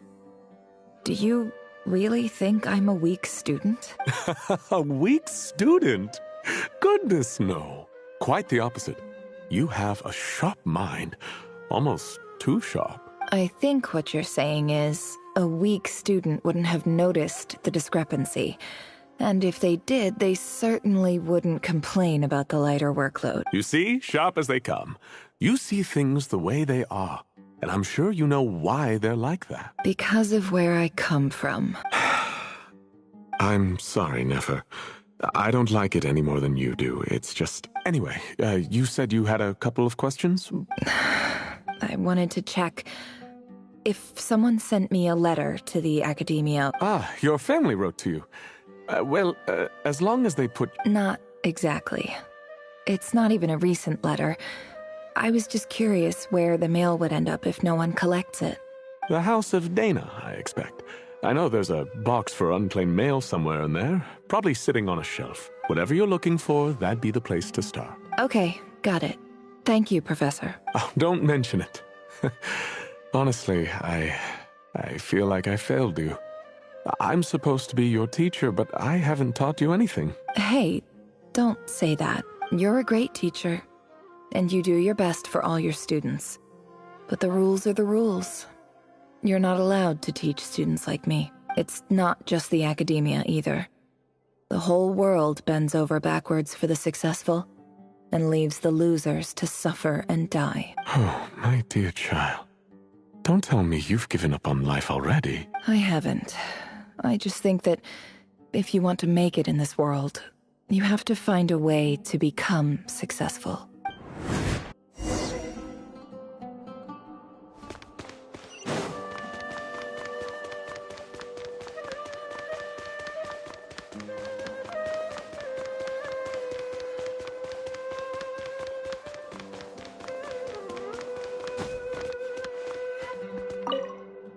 This must be it. A big cardboard box full of unclaimed mail.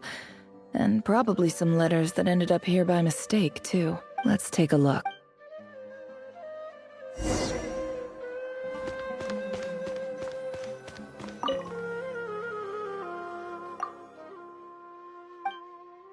A dilapidation survey from Port Ormos. Looks like it's from a Corps of 30 representative. What a strange thought.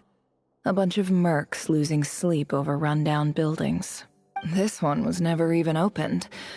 I guess the recipient didn't care what the Corps of 30 had to say about anything. Who was it addressed to? I don't recognize the name, but it must have been a Kasharawar professor. This one is addressed to the Immorta Sage. The title is Changes Observed in Satyavada Life Symptoms. Why do all these letters read like full-blown dissertations? Guided by the incense, we became lost somewhere in the forest. All the barriers between levels of consciousness disappeared as our minds soared around in circles, looking for a branch to seek refuge on. In clinical terms, these symptoms fit the description of incense poisoning. The Immorta Darshan strictly prohibits the use of hallucinogenic substances, but I believe there are still people getting away with it. For example, my neighbor who always breaks out into song and dance after using incense. This seems like something the academia would want to know about. Why wasn't it collected? Wait, what's this written on the back? It's so small. The note says, "The sender authored this letter while under the influence of mushrooms. I would send it back, but no return address was provided. Stamped by the Grand Conservator of the House of Dana." This next one is addressed to Grand Sage Azar. A few words of protest regarding recent changes in Sumeru's educational policy. In recent years, the academia has taken on a small number of students from the desert region, as per the policy to this effect. However, it appears to me that these students have not, in fact, been provided with educational opportunities that are, in any meaningful sense, equal to those enjoyed by their peers, as well as receiving dumbed-down assignments and perfunctory tutoring. They do not even have full access to the Akasha system. Education is the fundamental purpose of this institution, which should go without saying in a nation whose founding virtues are knowledge and wisdom. I ask you, is the lip service we pay to the policy of education for desert students truly the standard of pedagogy to which the academia aspires? As Grand Sage, policy decisions are your prerogative, but do not forget your roots. You and I were once students too, as was everyone else in this institution. I do hope you will give some serious attention to this matter. I encourage you to discuss issues like this with myself and others, and listen to some alternative opinions. Great letter. Shame it didn't get to where it needed to go. And the sender is... Huh? Sage Cyrus of Spontamod. I didn't realize anyone else even knew how bad students like me have it in this place. So this is where letters from the Sage of Spontamod end up? Nice one, Grand Sage. Really enlightened leadership. Whatever. This isn't what I came here for. Moving on. I'm not exactly holding out hope that a letter sent from the desert would even make it here. But if it did, where else would it end up if not in this box? I can't believe how much discarded mail there is. Must have been years since someone last went through it all. And this is just one box. The whole House of Dana is boxes on shelves. I don't believe for 1 second that any human being has sat down and read through all the documents in this place. Wait, could this be it?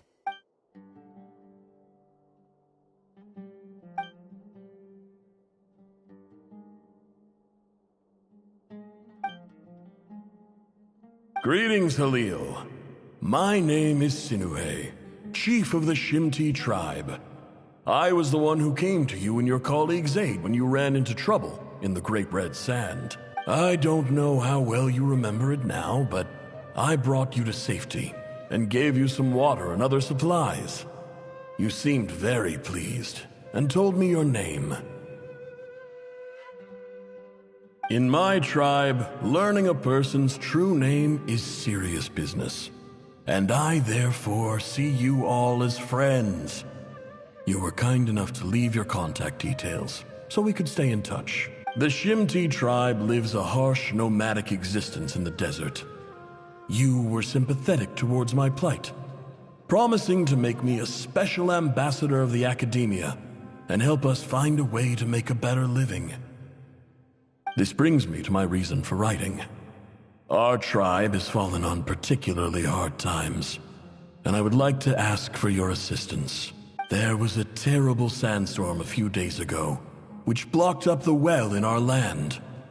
To ensure my people's survival, I had no choice but to venture into Iyab and Unut territory in search of an alternate water source. The Iyab and Unut are descended from the Thamudians, while we trace our ancestry to Tulatala. We worship the Lord of Flowers and have had relatively good relations with our fellow tribes up until now. I found a well belonging to the Iyab tribe. They declined to help us, but I really had no other option. So I took some water to keep me and my tribe alive. My actions are certain to incur their wrath. When we met, you assured me that you would be my ally in the academia. I would like to take you up on that offer, because I really need your help. I wonder if you could send an academia representative to meet with me. That aside, the last time you were here, you mentioned that the academia had started accepting students from the desert, and I told you a little about my daughter, Nefer. We have next to no resources here in the desert, and my power and influence are limited. Would you consider enrolling my daughter at the academia? She is a smart girl. I know she won't disappoint you. From the outset, the Academia never took you seriously. Those things they promised were just empty words. I doubt they even remember the name Sinuhe. And you were so emphatic that your luck had finally changed for the better. You swore you'd lead us to a better place one day. You spoke with such conviction, like you were the most powerful chief in the whole desert. You liar. You lied about everything. You promised the world and delivered on none of it. And who fell for it? Just me, by the looks of it. Despite your best efforts. Which makes you a pathetic liar. You weren't even any good at it. I think I'll take over from here. Let me show you how it's done.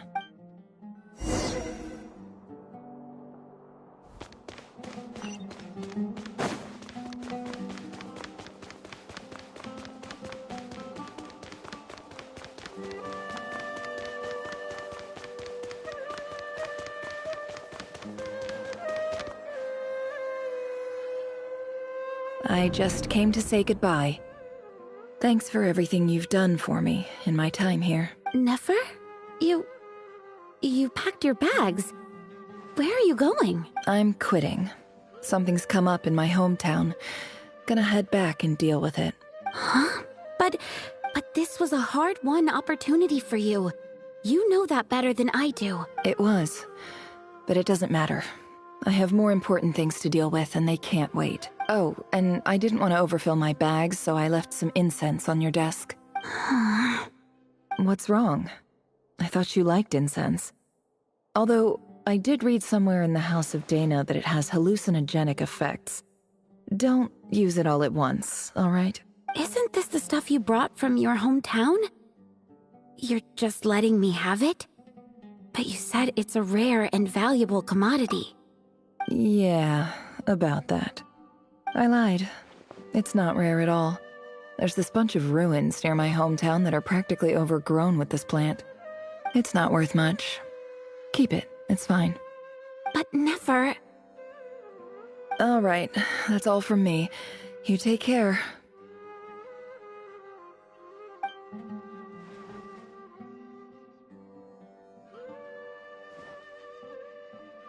Don't forget me, okay?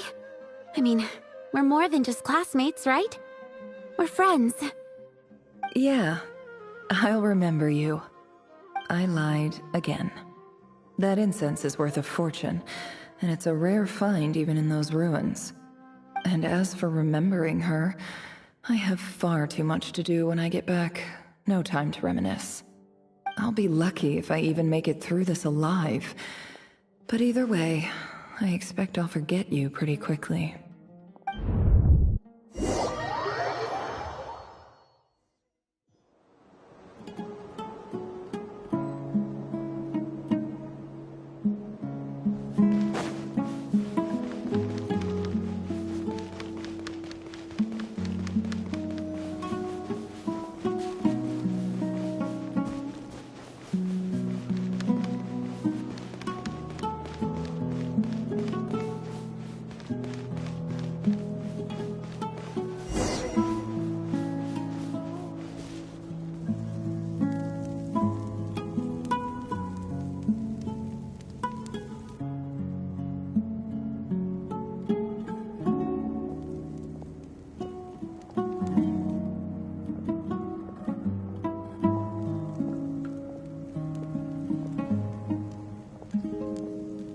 It's a pleasure to meet you, Mr. Arif. So, what does the Academia want? Since they've sent their special ambassador, I assume there's a big business deal to be made. If not, I'd be very disappointed. Please, sir, lower your blade. You're lucky I'm the one they sent. Not all special ambassadors share my admiration for the Iab people. The ever-shifting balance of power in the desert reduced the once great civilizations of this region to rubble and sand. But the story of the Eab has a very different trajectory. Others grew weak, but you grew strong, beginning in obscurity and moving to prosperity. You're the only ones who defied the trend. Huh. So, you do know who you're dealing with? This well is the perfect symbol of your strength, is it not? It used to belong to the Unut, but it looks like you have control over it now. You're not wrong. But I'm sure you didn't come all this way just to flatter us. Of course not. I came to bring you some very good news. Some information that recently came to light, which might just be your ticket to freedom. Records uncovered by the Vahumana Darshan show that a certain well currently under Eab control is built on top of some ancient ruins. These ruins are of great archaeological interest to the Academia. I checked the map carefully on my way over here, and I'm confident that this is the well in question. The Academia is offering 50 million mora in return for excavation rights. 50 million? No, wait. If these ruins are as important as you say, 50 million's a little low, don't you think? Don't get greedy, Eab. We know far more than you think. We know that you seized this well by force. Wasn't that the first step in your rise to power? To drive away the Unut and steal their water supply? So what if it was?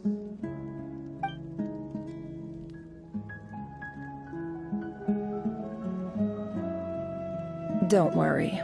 As unscrupulous as it was, it's something we're willing to overlook.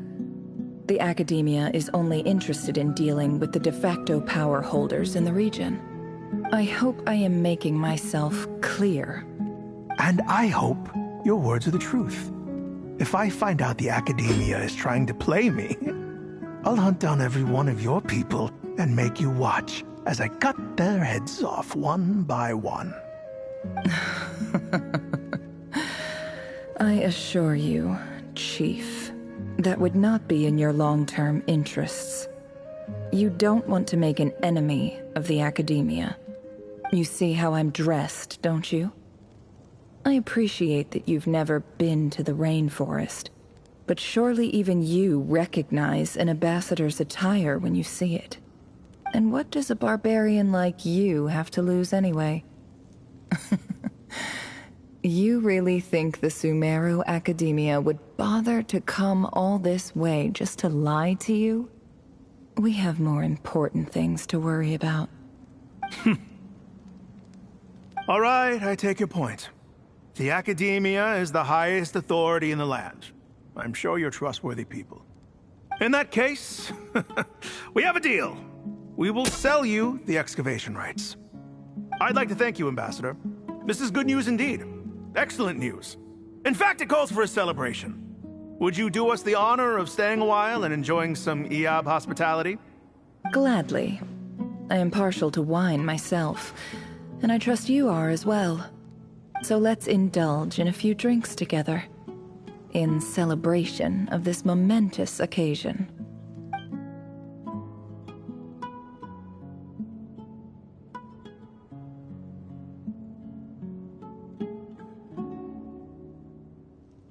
Chief! Chief, it's an emergency! It's the Unut. They've taken the well. What? Well, don't just stand there. Take it back. Yes, Chief. I have every confidence in the Eab's military superiority, and yet... What is it? The Unut's response was alarmingly fast. The day after we reach a deal, they seize the well.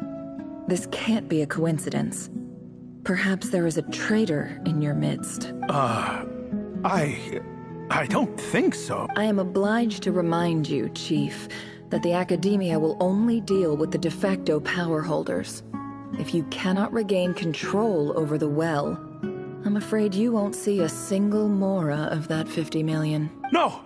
Please, Ambassador, just give me some time. I swear the Unut will not get away with this. That well is ours. And so is the Mora. Glad to hear it. I will wait here for an update. If there is a traitor, I will find them. In the meantime, make yourself at home. I'll report back as soon as I have an update. Much obliged. Wow. All it took was a few words and I've got him wrapped around my finger. What an amazing feeling. So, in summary, Ambassador, the Academia would rather negotiate with our tribe instead of the Eab, yes? The Eab are ruthless murderers who don't listen to reason. And now they have the gall to interfere in our research projects in the desert region. So let me ask you, Chief, if you— Kill them all, of course. Precisely. The Academia does not tolerate those who stand in our way. The Eab have held back our academic pursuits for too long.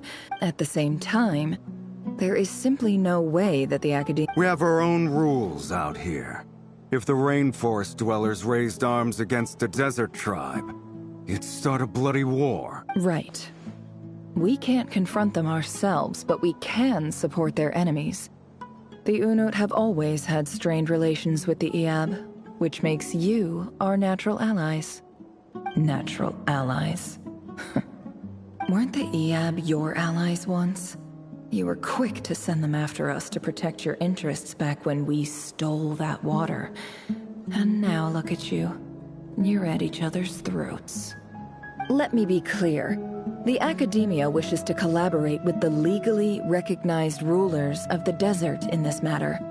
We are asking for excavation rights to that well, and our offer is 50 million mora. Say no more. I believe we have an understanding. Good.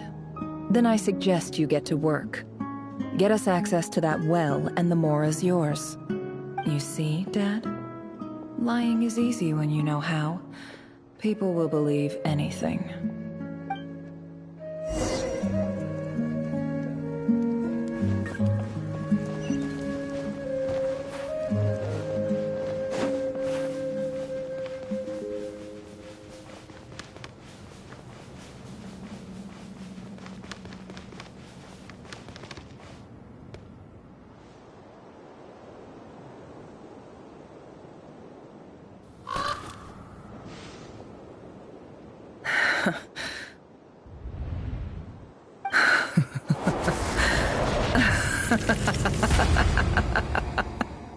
Look at yourselves.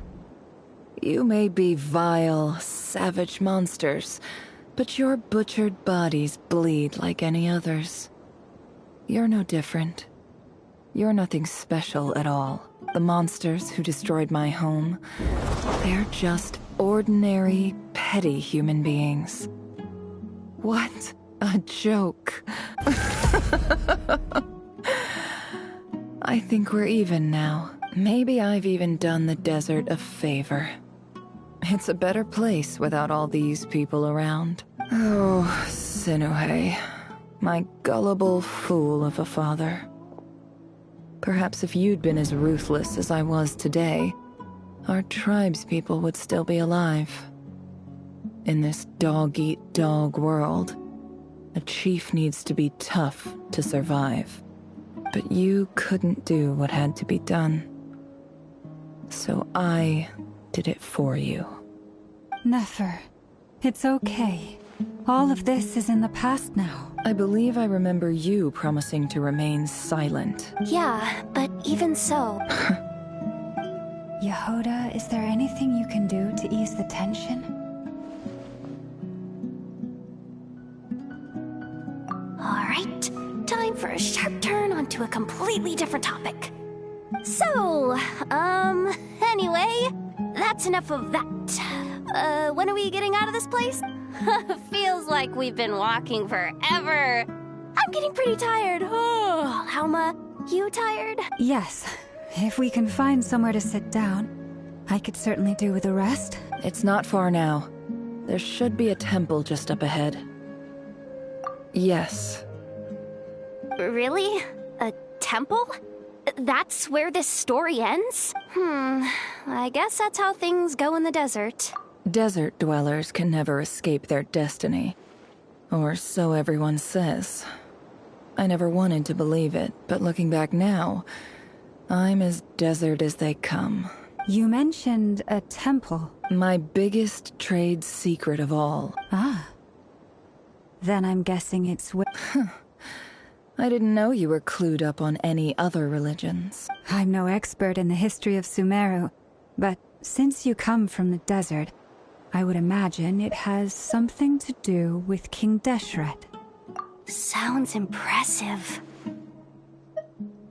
Ah, I know who you mean. General Mahamatra Sino. The spirit of Hermanubis dwells within him. That's Boss Neff for ya. She knows everything. Sino's hardly a figure of obscurity, but I know about Sethos too. What about him? Is he a... Well, he's not a small deal. Please, this is the bare-bone basics. Save the flattery. Thanks for your patience, everyone. I'm sure it's been a lot to take in. With any luck, that's our exit just up ahead.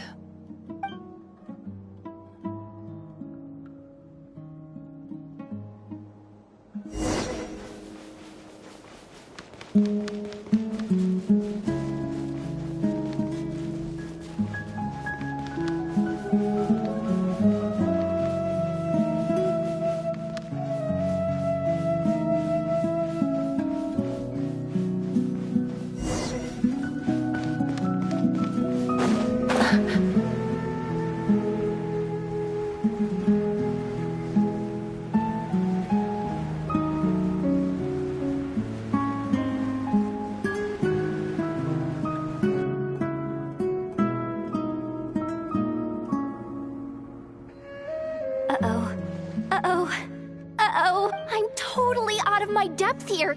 I don't have anything to add about any of this stuff.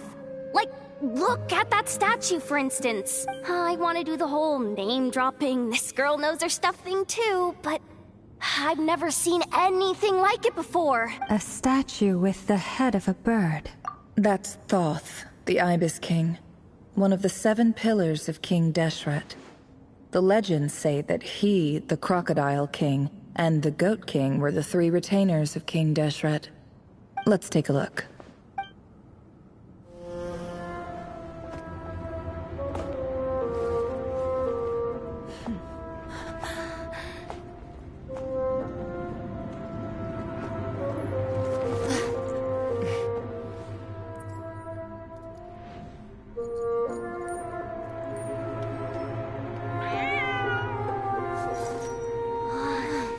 It's just Ashru. So, all is well?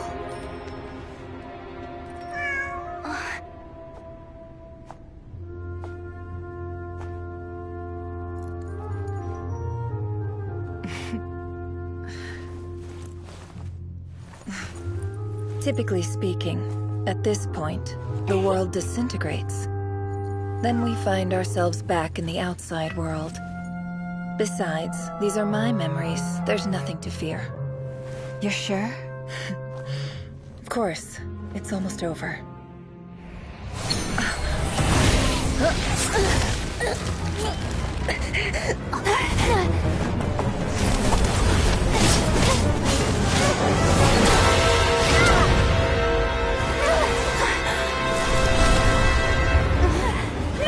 Hold on!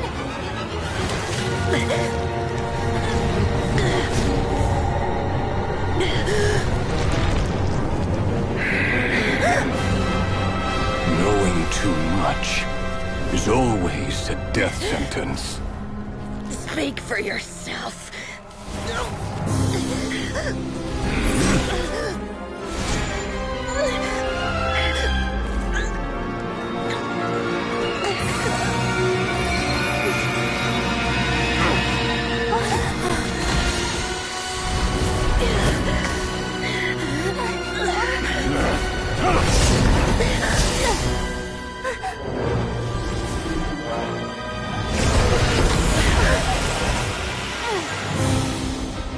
How repulsive.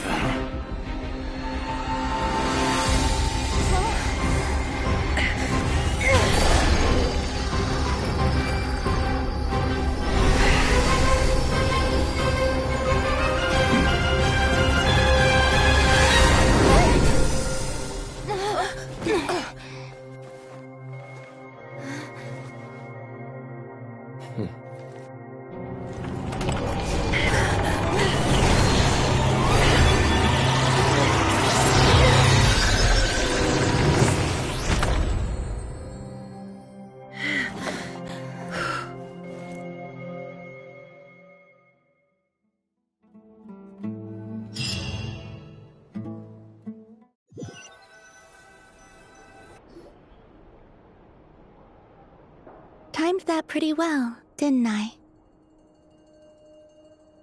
It's okay. I'm just glad no one was hurt. Paimon noticed you doing something too, Dainsleif. Were you helping get them out? Of course.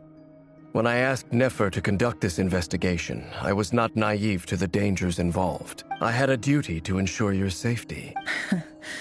Good to know your sense of justice is still intact after all these years. I take that to mean that you saw the truth. That comes as a great relief. I certainly did. And thanks to your help, I also managed to trap Rerir inside the chess set. Whoa, really? How'd you manage that? Well, to be honest, I sensed that something was wrong long before we made it to the temple. By using this fragment to probe into Rerir's past, well, the monster formerly known as Rerir, it seems I alerted him. I was tracking him, then he caught on and started tracking me too. Can't say I'm surprised. But how did he track you through your thoughts alone? That shouldn't be possible. Rerir was a secret agent who reported directly to the Vinster King. He is an expert at finding a trail and hunting down his pursuers. No wonder. He infiltrated the chess set, read my thoughts, and built a new virtual chess set inside of it. That's why we weren't able to leave at first. Speaking of your chess set, it's quite a remarkable item. Would I be right in thinking you have some connection to King Deshret? You overestimate me. I only have a connection with one of his underlings, the Ibis King. You all saw how this came to be. A long time ago, the Iab massacred my tribe, the Shimti, in our home village. A few years later, I enrolled in the academia, where some new information came to light. The Unut and the Iab fought a bitter battle over the rights to a well, all for the sake of a non-existent 50 million mora. The Iab ultimately won that confrontation, but their victory came at the cost of almost every warrior in the tribe. The final blow to the Iab came at the victory feast, when an Unut assassin beheaded their chief right before my eyes. The remaining Iab fled and have been scattered to the winds ever since. Having gotten my revenge, I returned to my hometown, where to my surprise, the nearby temple was still standing. There it was, seemingly immune to the relentless hostility of the desert, while my tribal home lay in ruins. As I stood there gazing at the temple, I noticed a cat just outside. This cat, as it turned out, was home to the spirit of the Ibis King.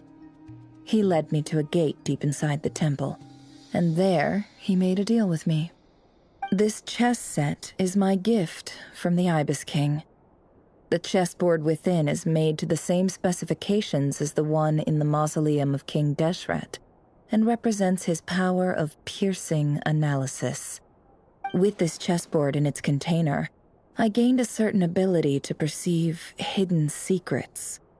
Now, you could conclude that the Ibis King simply wanted to give the people of this world the power to seek the truth, but I don't believe that's the full story. Every god plays favorites. Their hearts are as fickle as any human's, full of secrets, perversions, egotistical tendencies. But precious few gods are willing to admit this. It is the same with all powerful forces, including fate itself. Their gaze falls preferentially upon a select few.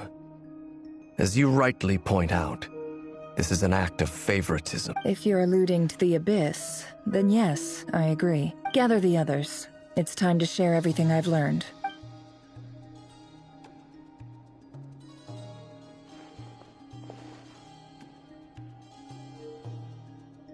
Thank you all for being... As promised, the Raker...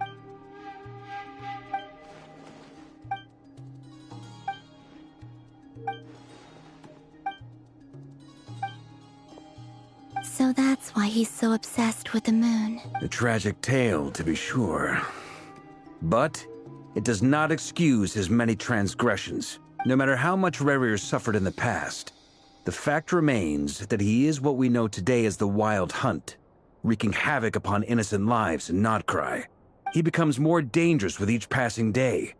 If left unchecked, It is simply a matter of time before all of Tevat suffers the consequences.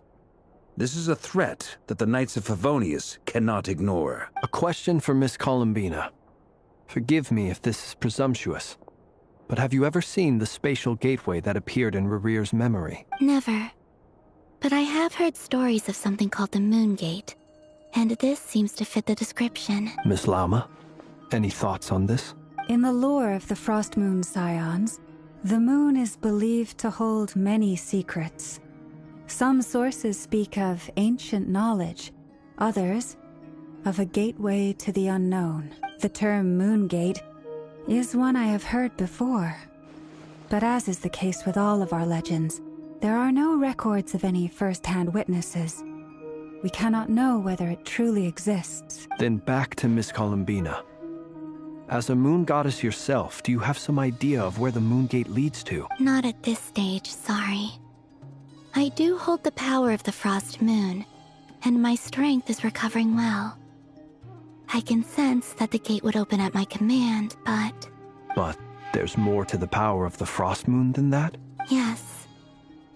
A moon goddess has the right to open the Moon Gate, since it is a path to the moon. But as Nefer mentioned, holding open a spatial gateway takes a huge amount of power. And right now, I need to conserve my energy to fight the Rayhir of Solnari. I'm afraid this is one mystery we may have to leave unsolved for now. I agree. Better to save your strength. But if you'll humor me for a moment, I have a bold conjecture of my own regarding the world beyond the gateway. I highly suspect that neither Tholindis nor Rerear made it through unscathed. The evidence pointing to this is the fact that the Rayhir of Solnari exists in the form of countless fragments. With the abyssal power he wields, no ordinary foe can touch him, let alone tear him to shreds. And yet, the wild hunt proliferates wherever his scattered fragments lie, drawing hordes of monsters to many different locations across the land. So your theory is that Rerir was physically torn to shreds by some powerful force? Hence, why the Wild Hunt is a distributed phenomenon, rather than a unified one? Makes sense to me. Explains why the Wild Hunt is so pervasive, and why he's been trying to piece himself back together. He was whole to begin with, and he wants to be whole again. Without the power of the Abyss on his side, he almost certainly would have perished the moment he was torn apart. But the Abyss, much like a curse, has kept him alive. I could not agree more. The power of the Abyss is most surely a curse. It is a compelling explanation, and one that accords with my present understanding of Abyss creatures. Whether the life form in question is primitive or advanced, if a curse has extended its lifespan unnaturally, it will continue to survive in spite of everything. This raises some interesting questions. I will run some experiments and see if there is any validity to my suspicions. That being said, regardless of whether my research bears fruit, I would like to thank Miss Nefer for conducting such a thorough investigation. Already, it has greatly enriched my understanding of the entity we face. My pleasure, Mr. Albedo. I too hope that the information I have shared today proves useful as we look to formulate the next stage of our plan. Hey! What is it, Dainsleif? You look really upset! It's just... when I think of the man I once knew... The two of you used to be friends, didn't you? I don't know if these words will bring any comfort, but my heart goes out to you. Mine too. We can never know all the hows and whys of the way things are. The moon and stars are full of untold secrets and lies, and the skies are host to many more mysteries than these alone. Yet, none of that can begin to compare with the complexity of human life. Those are the first comforting words I've heard in a long time. Thank you, both. Well, I think this is a good place to end today's meeting. I'm sure Nefer needs some time to recover. That's very thoughtful of you. Of course. Sounds good to me. Take some time to rest and digest before we reconvene to nail down a plan.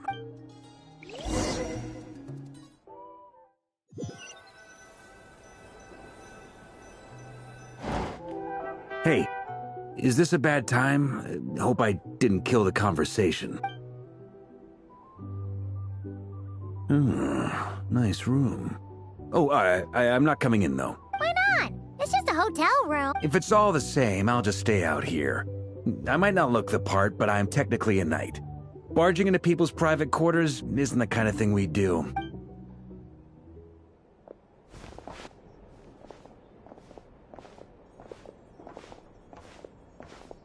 Anyway, Nefer went back to the curatorium to get some rest. But before she left, she shared some things with me that I thought you should be aware of.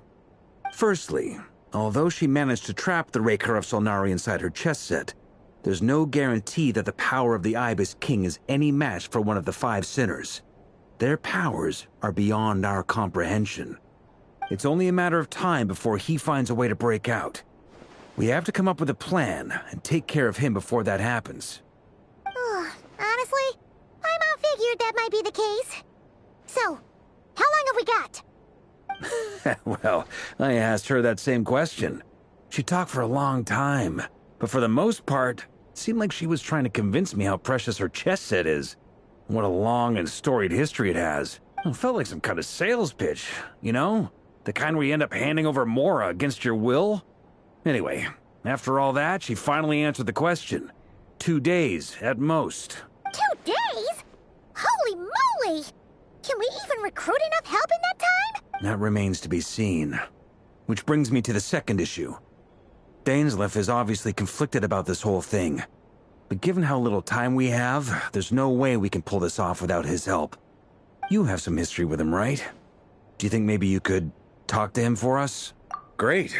I appreciate it. All right, on to item 3. So, Albedo, Durin, and I put our heads together and came up with a plan. Can't promise it's gonna work yet, but at least it's a start. We figured we'd bounce the idea off you first. We'll explore it further once everyone's recovered. Oh, Paimon's dying to hear this. All right, so here's what we're thinking. We felt a little uneasy about roping you into this. I mean, firstly, you're not locals, and secondly, none of us are your boss. You're well within your rights to refuse if you so choose. Roping us in? Why would you even say that? We know the stakes here. It's all of us against the Rayher of Solnari, or none of us stand a chance. I choose my words very intentionally, I'll have you know. I like to think there's an art to striking a down-to-earth tone even when the stakes are through the roof. Sir Varka, I have a few thoughts about this plan. I'm all ears. I think we can be more flexible with how the roles are allocated. In my view, the most sensible lineup would be like this.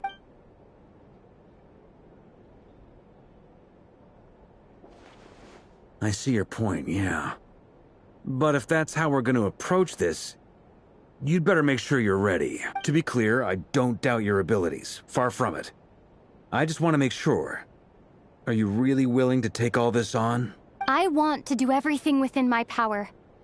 The Rayher of Solnari is a truly fearsome opponent, and if I do my part, it'll greatly reduce the risk for everyone else involved. Well, that tracks with what I've heard.